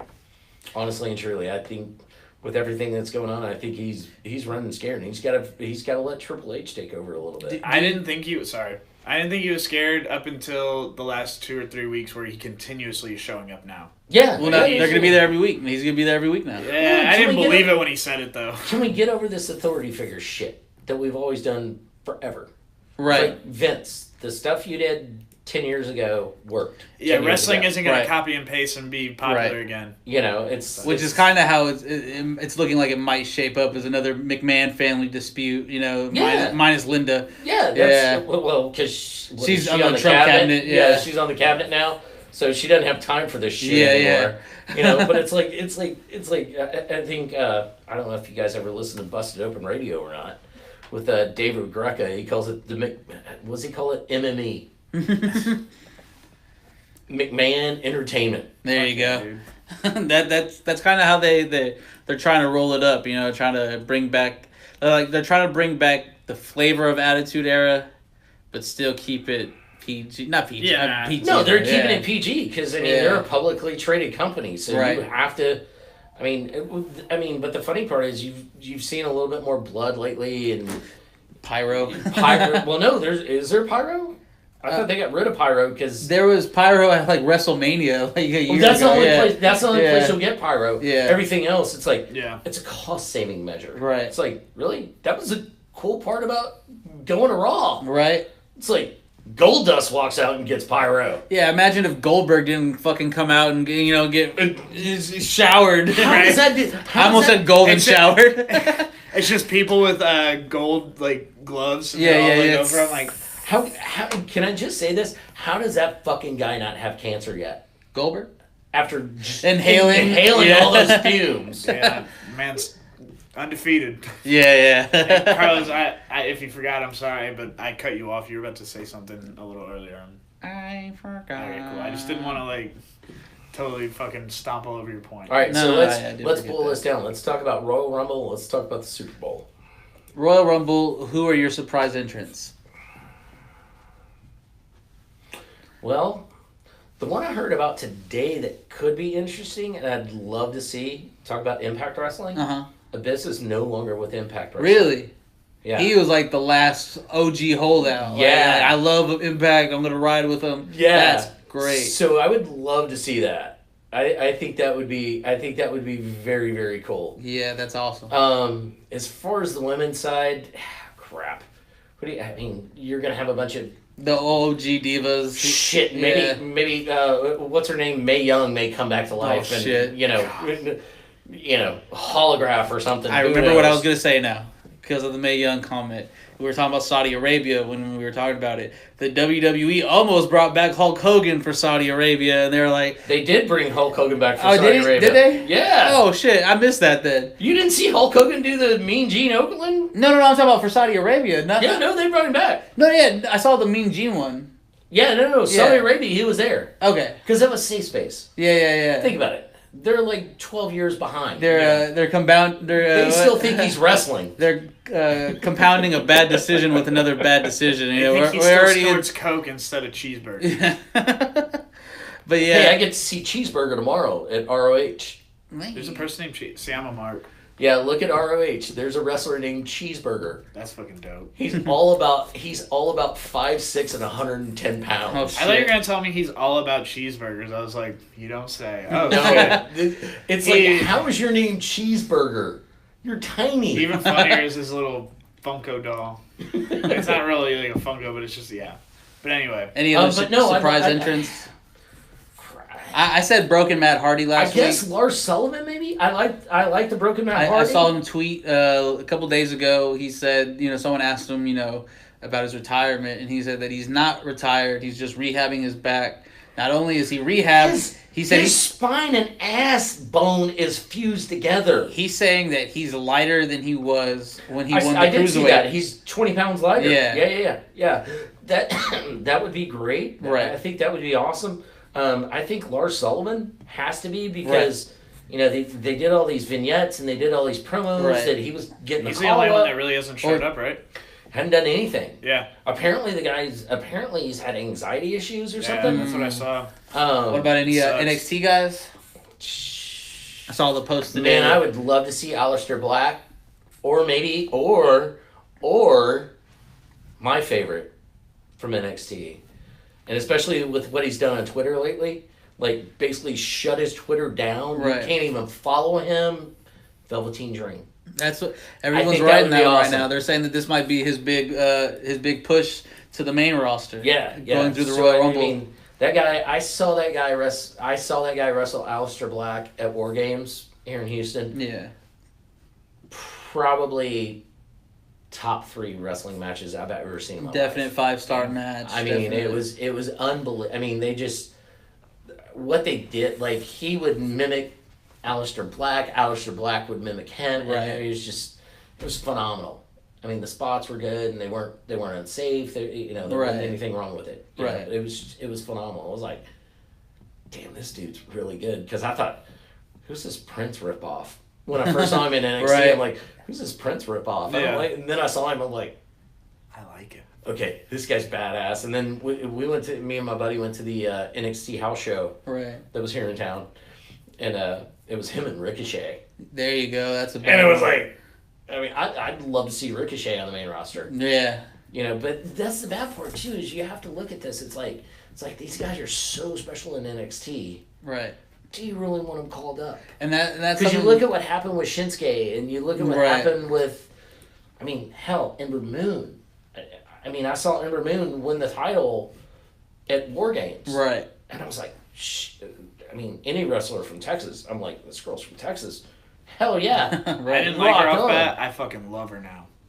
Who? Ember Moon? Yeah. Yeah. She can wrestle, like, legit around the... Yeah. Yeah.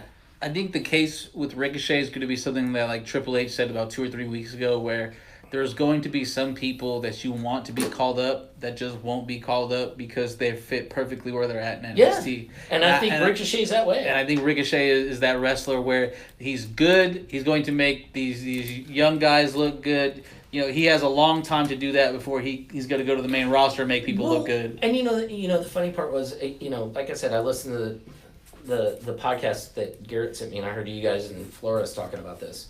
You guys were talking about the difference between Raw and SmackDown. Yeah. I think the biggest difference between Raw and SmackDown is Raw is Vince's vision. Right. It always is.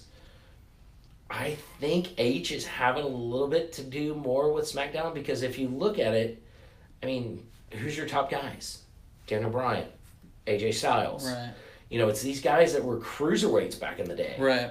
Yeah. And they're the top guys. Right. And it's like, hell, we're talking about the Revival, or like, send them to SmackDown, man. Let them go in the tag team division, man. Let them where the real tag teams are. Yeah, exactly. Instead of putting Sheamus and Cesaro back together.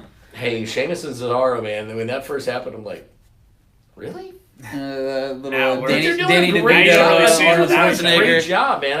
I think they're doing an awesome job. Yeah.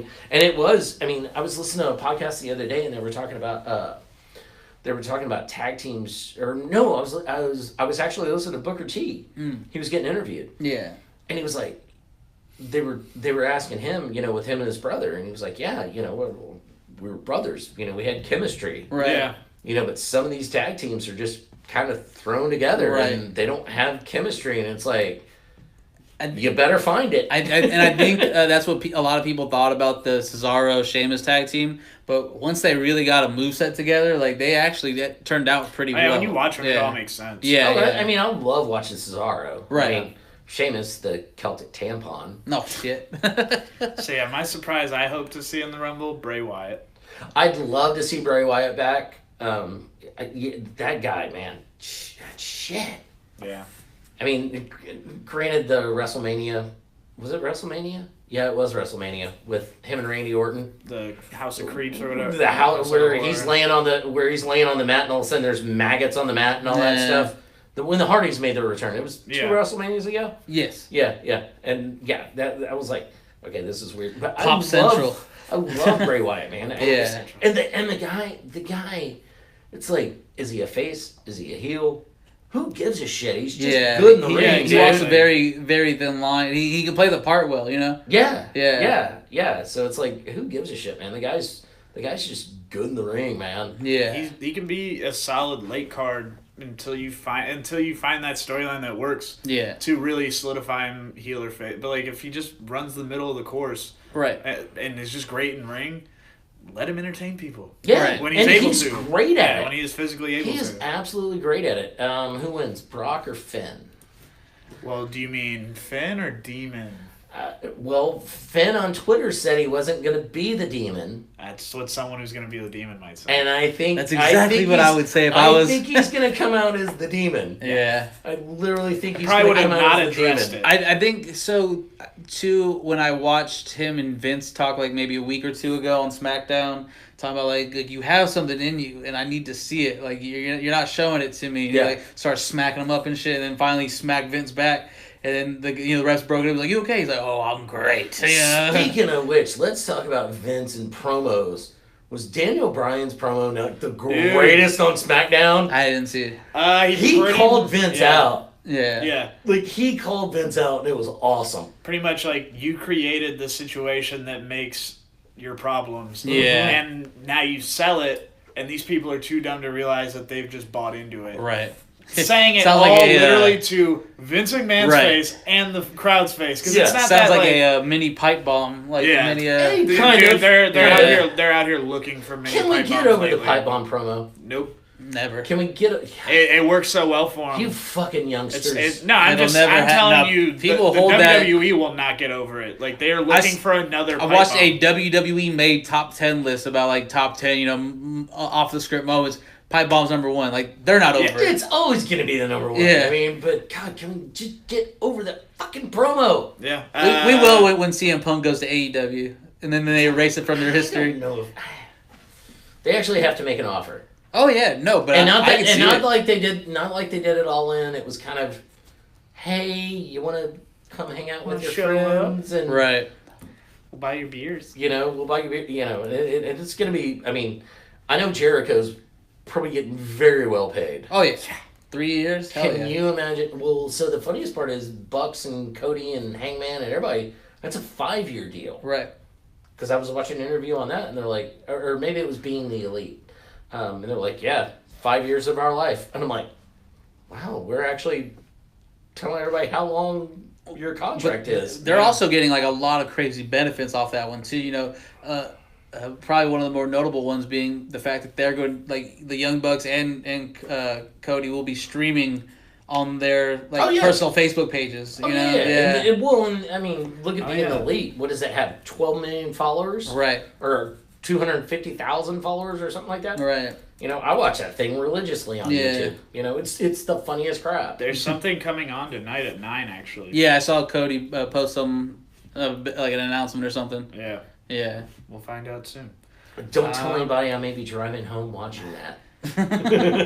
Sure. That's how I watched most of season 2 of The Punisher. So Rousey, who's Rousey facing? She's facing Sasha Banks. Unfortunately, Sasha Banks takes that pin. Mm-hmm. You said Becky enters the Royal Rumble. Does she win it?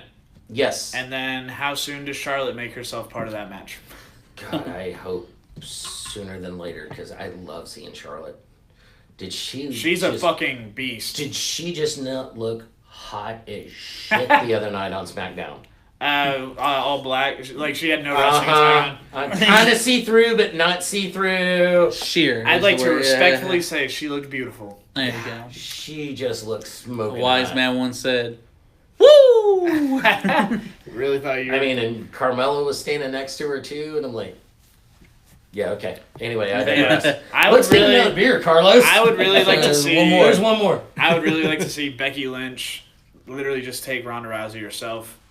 I can see why they might put an insurance plan in there, but I think they could wait until especially the last if they main moment. event it. Well, I mean, I think when Ronda first came into the WWE, everybody wanted to see Charlotte and Ronda. Yeah. Right. But now I think it's, let's see Becky and Ronda. Right. Well, yeah, I think I said Let's get it on. Where I was like,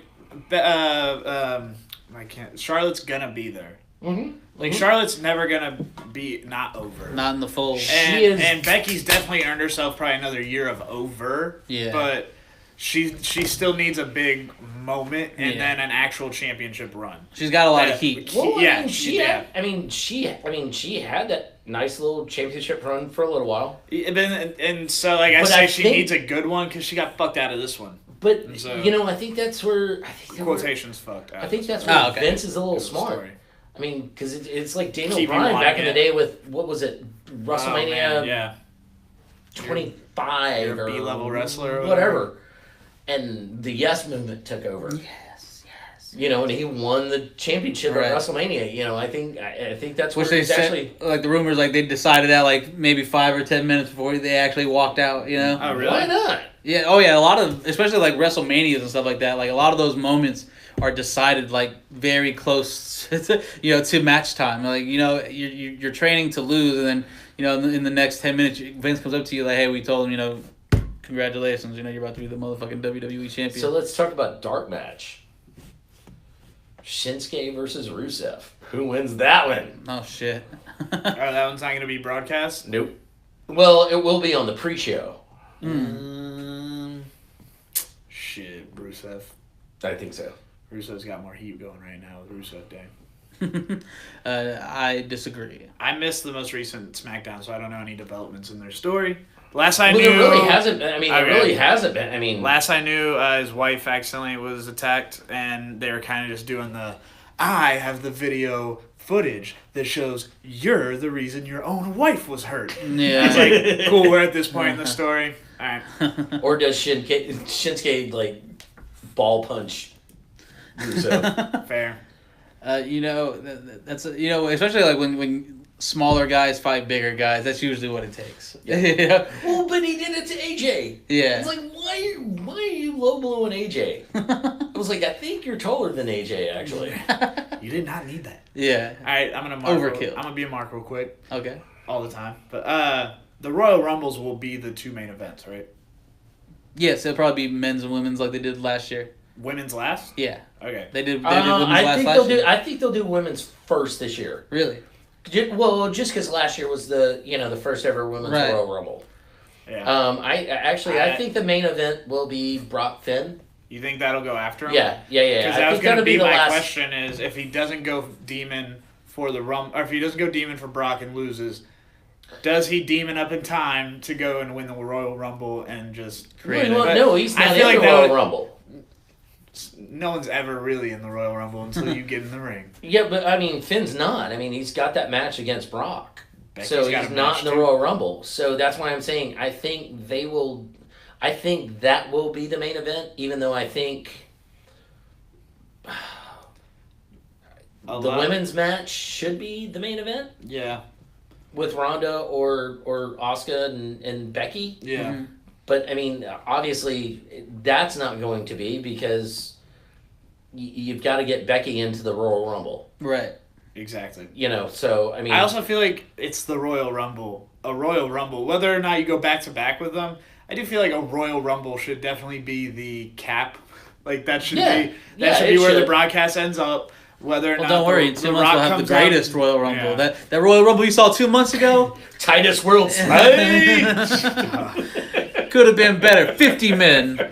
Fuck it. But no, I think Brock and Finn will be the last match just because everybody is going to tune in the whole time to see. That makes sense. Do we get Finn or do we get the Demon? Right.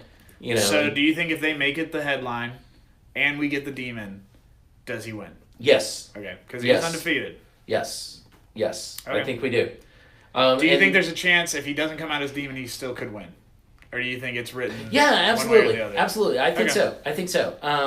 He's supposed to be getting a big push. Well, if anything, they're trying to bring him back up to speed from where he was before he got hurt. Yeah. Well, that's what I was going to say. You got to remember, he was a first ever Universal Champion. Right. Yeah. And then... got hurt. My boy Seth fucking Rollins, or I guess freaking Rollins. Yeah. Man. Come on, watch your mouth. Power bombs him, or whatever he called that, into the barrier. Right. Yeah. Basically broke his shoulder. So he was, Universal Champion for all of a day? Yeah. Literally wins it on the poor guy.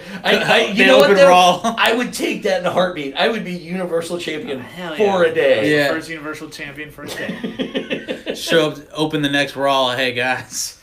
Y'all saw me win last night, but, my shoulder. But no, I think...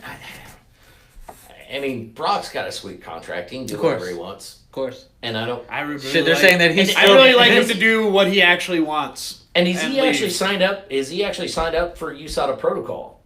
So, what I've read is that he is still signed with the UFC, but he is not in USADA protocol because he still hasn't paid his fine from whenever he got popped at UFC 200.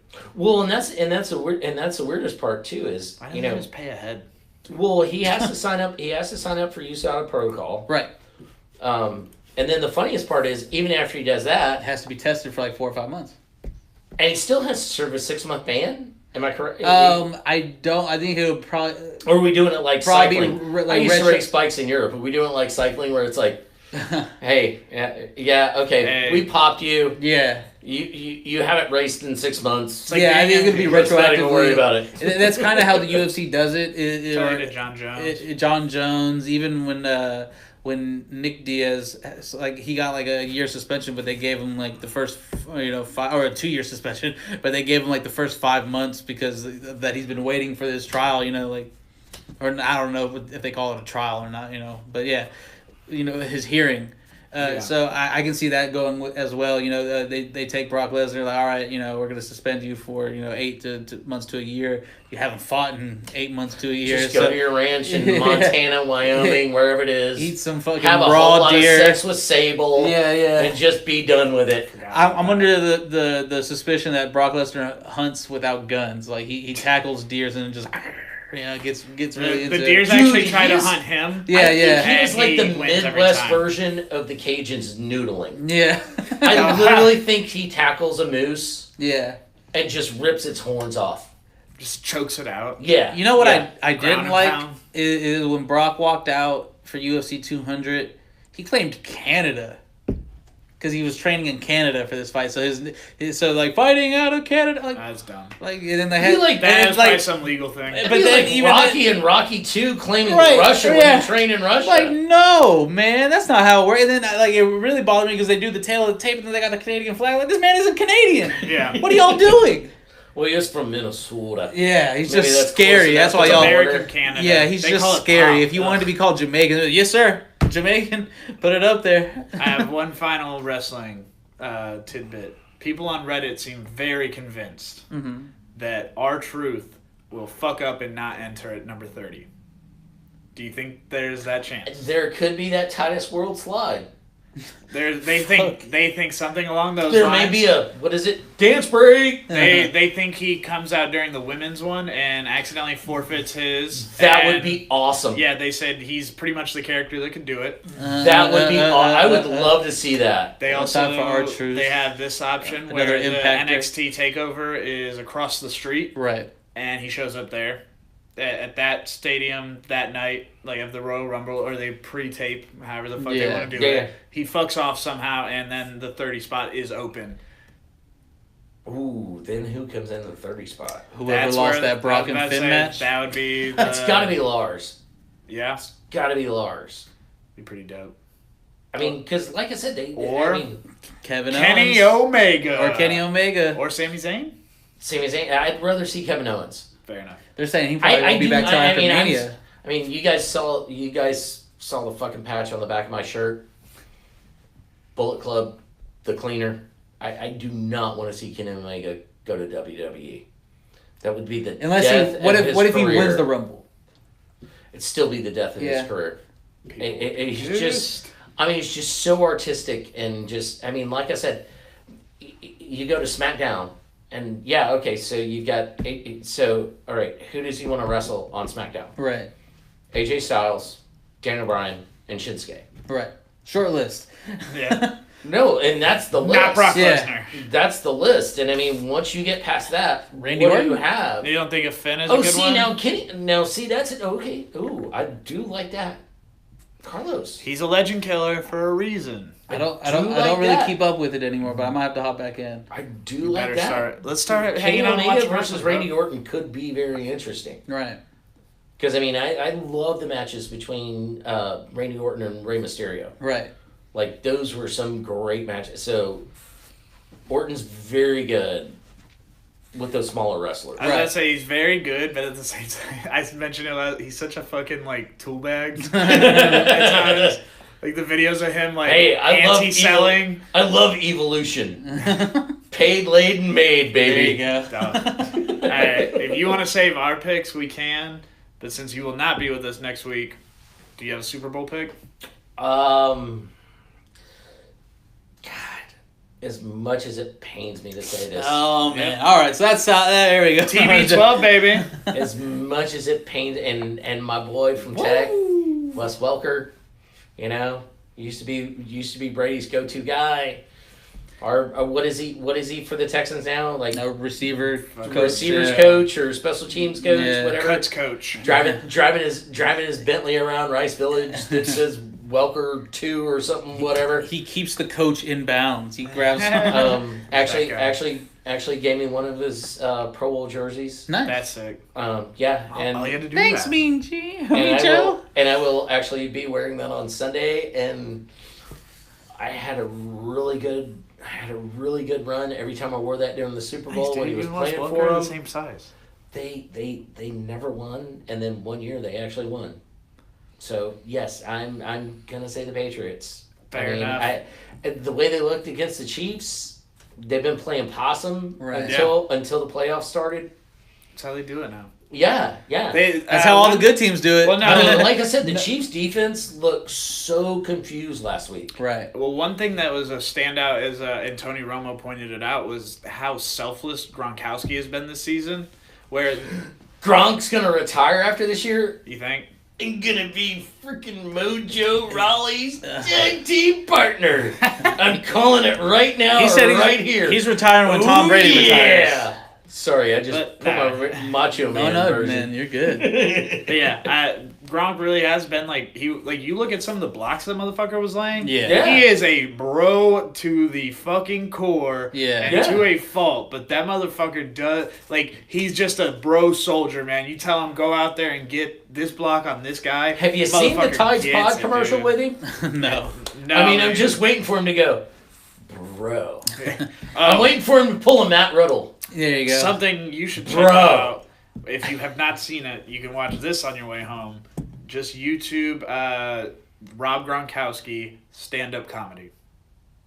Yup. It's as brotastic as brotastic nice. can get, dude. It's Nice. like if someone died or got the concentrate of a Joe Rogan podcast extract. Hey, wait. and just fucking shot it in the air. Speaking of stand-up comedy, can we go back to wrestling for a second? Go ahead. Yeah.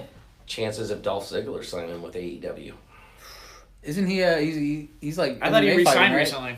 No, Who's MMA fighting? Who's actually going to fight? I thought it was Dolph. Jack Swagger. Jack Swagger. Or Jack Hager. Yeah, Jack Hager. He's fighting Jack Bellator. Yeah. Okay.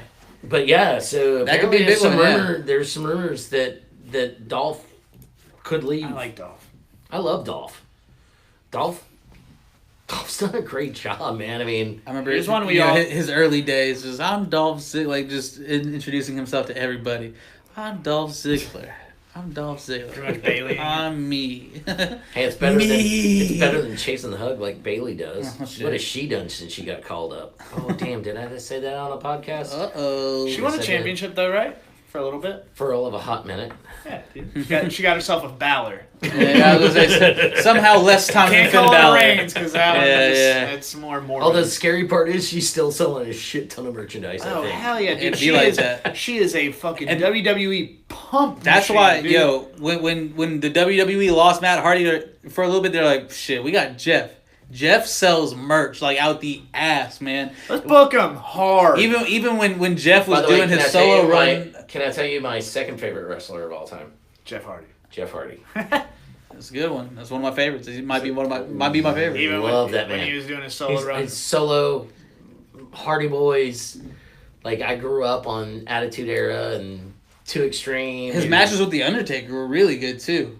Dude, he was awesome. So that night we sat at front row in Austin for Raw. Yeah. I was like doing the whole Jeff Hardy head bob and all that. And he's like, yeah, and I'm like, We're fucking best Awesome. friends. But I'm gonna give this sleeve to a little kid. You yeah, understand? exactly. I Get it wasn't right, dude. I wasn't mad at it. I wasn't mad at it. I made Shawn Michaels crack up. There we go. I made Shawn Michaels crack up because he was special referee with Triple H and somebody else. Yeah. Here's one I thought of.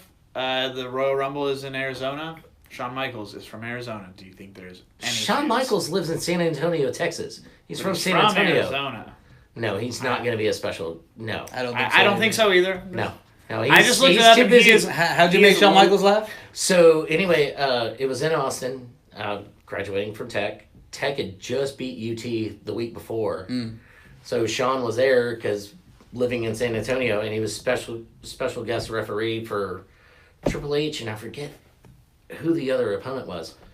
And so he comes out in his referee shirt, and of course he's got the sleeves cut off because it's Right. Shawn Michaels back in the day. Is it a house yeah. show or? No, it was Okay. Raw. Okay. It was Raw 2000. You guys look it up. You Yeah, guys will yeah. see me standing in the front row holding signs. So anyway, we that was Austin? when Test. Yeah, Gotta get that WWE network. yeah. Get the WWE network. $9.99 a month. There you go. I got it. So anyway, that was when Test was still in WWE. Yeah. And me and my buddy made this sign. It was on red poster board in black marker, and it said 2 testicles. And we made the double T. That's where they were going. That's Stacy Keebler came up with the Exactly. testicles. And Yeah. so we did that. And so I was holding that up, and Sean stands in the turnbuckles right by us, and I hold that sign up, and I'm like, "Hey, Sean, go Tech." He was like, "Shit, I just gotta laugh. Y'all just kicked our ass." There you go.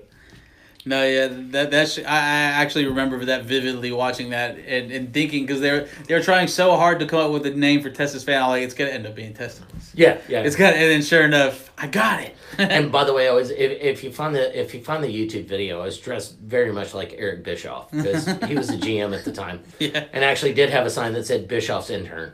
It was Triple H facing The Rock. No, it won The Rock.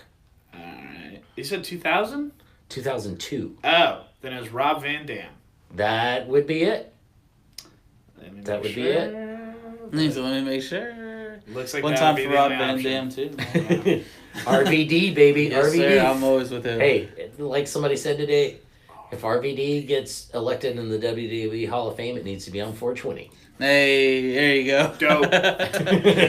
Literally. On that note, y'all ready to bounce? Yes, Yeah, sir. let's go. Let's get it. Hey, it was a ton of fun, guys. Thank I you. Thank you appreciate for you guys hanging out. having me. I appreciate you coming through, man. And honestly, I'm digging the passion one that Twisted X has, and like everything you said today, just from how you feel about it, and then how they go about their business. Yeah. And shit, even like the original, like y'all got some original things, trademark, like things y'all are just thinking streets ahead of people. I like the direction everyone's going. And that's the fun part about it streets is, ahead we're definitely, God love Hunter, man.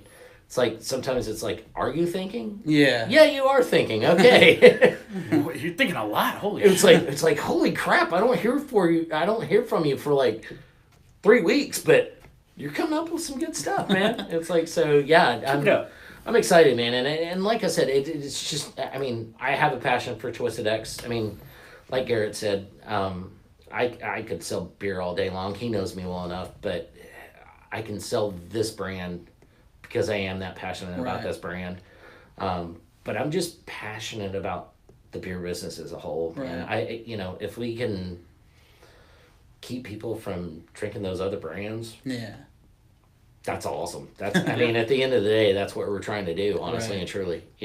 I've always considered the fact that you're not always going to drink one of my beers. Right. Yeah. But if you're drinking craft beer, there's a way You're better an chance ally. you will be coming along coming across my beer more often. And Well, and here's the one thing I love. I don't know how much more time you got, but You got all the time in the world, man. But Jimmy, the head brewer at Shiner, yeah, I got to meet him one time, and they were coming out with, this beer and that beer. I'm like, man, why are you coming out with this beer? He was like, and I think maybe it was the IPA they came out with. Wicked. Yeah, the Wicked Ram or whatever. He was like, you know what? If I can get a Shiner drinker to try this beer and like this beer, that's going to make them try your IPA. Nice.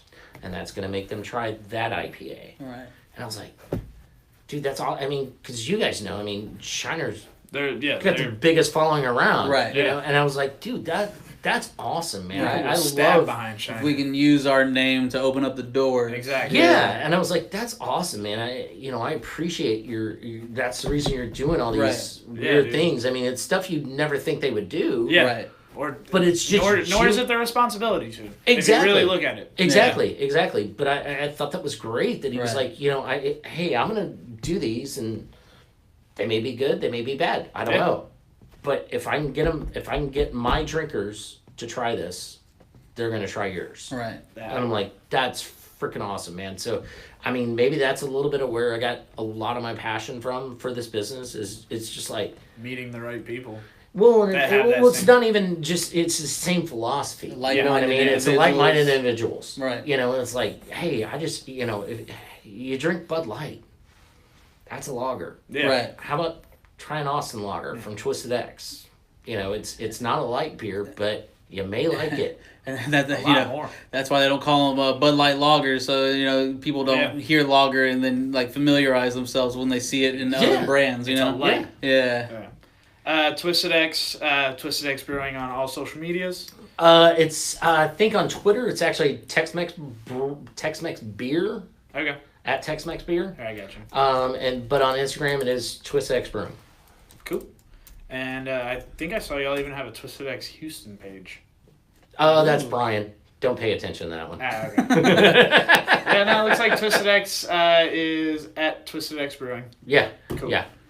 Cool. And twistedxbrewing.com. Yep. twistedxbrewing.com. Did you want to tell David Flores anything personally from the bottom of your heart? Flores. Yeah, the camera's right there. You go. Looking at you, brother. All right. Garrett stole my Sorry. Hulk Hogan thing. Sorry. Damn. I watched a lot of Garrett. NWO videos the other day. But I'm going to say, Flores, you may like my music and you may hate my music, but you're going to respect my music. How about that? Yeah. David. Anyways, We're out. Southside Collection on all social media. SouthsideCollection.com. We are on iTunes, Stitcher, SoundCloud. YouTube. Like and subscribe. YouTube. We got to get all our videos on YouTube, honestly. Yeah, okay, well. Let's get the current ones up and then we'll start backlogging. All of them. I want all of them. SouthsideCollection.com. Thank you for listening, y'all. Peace. Yeah, that was fun. That was Thank fun, you. man. We had a lot of fun. Man. See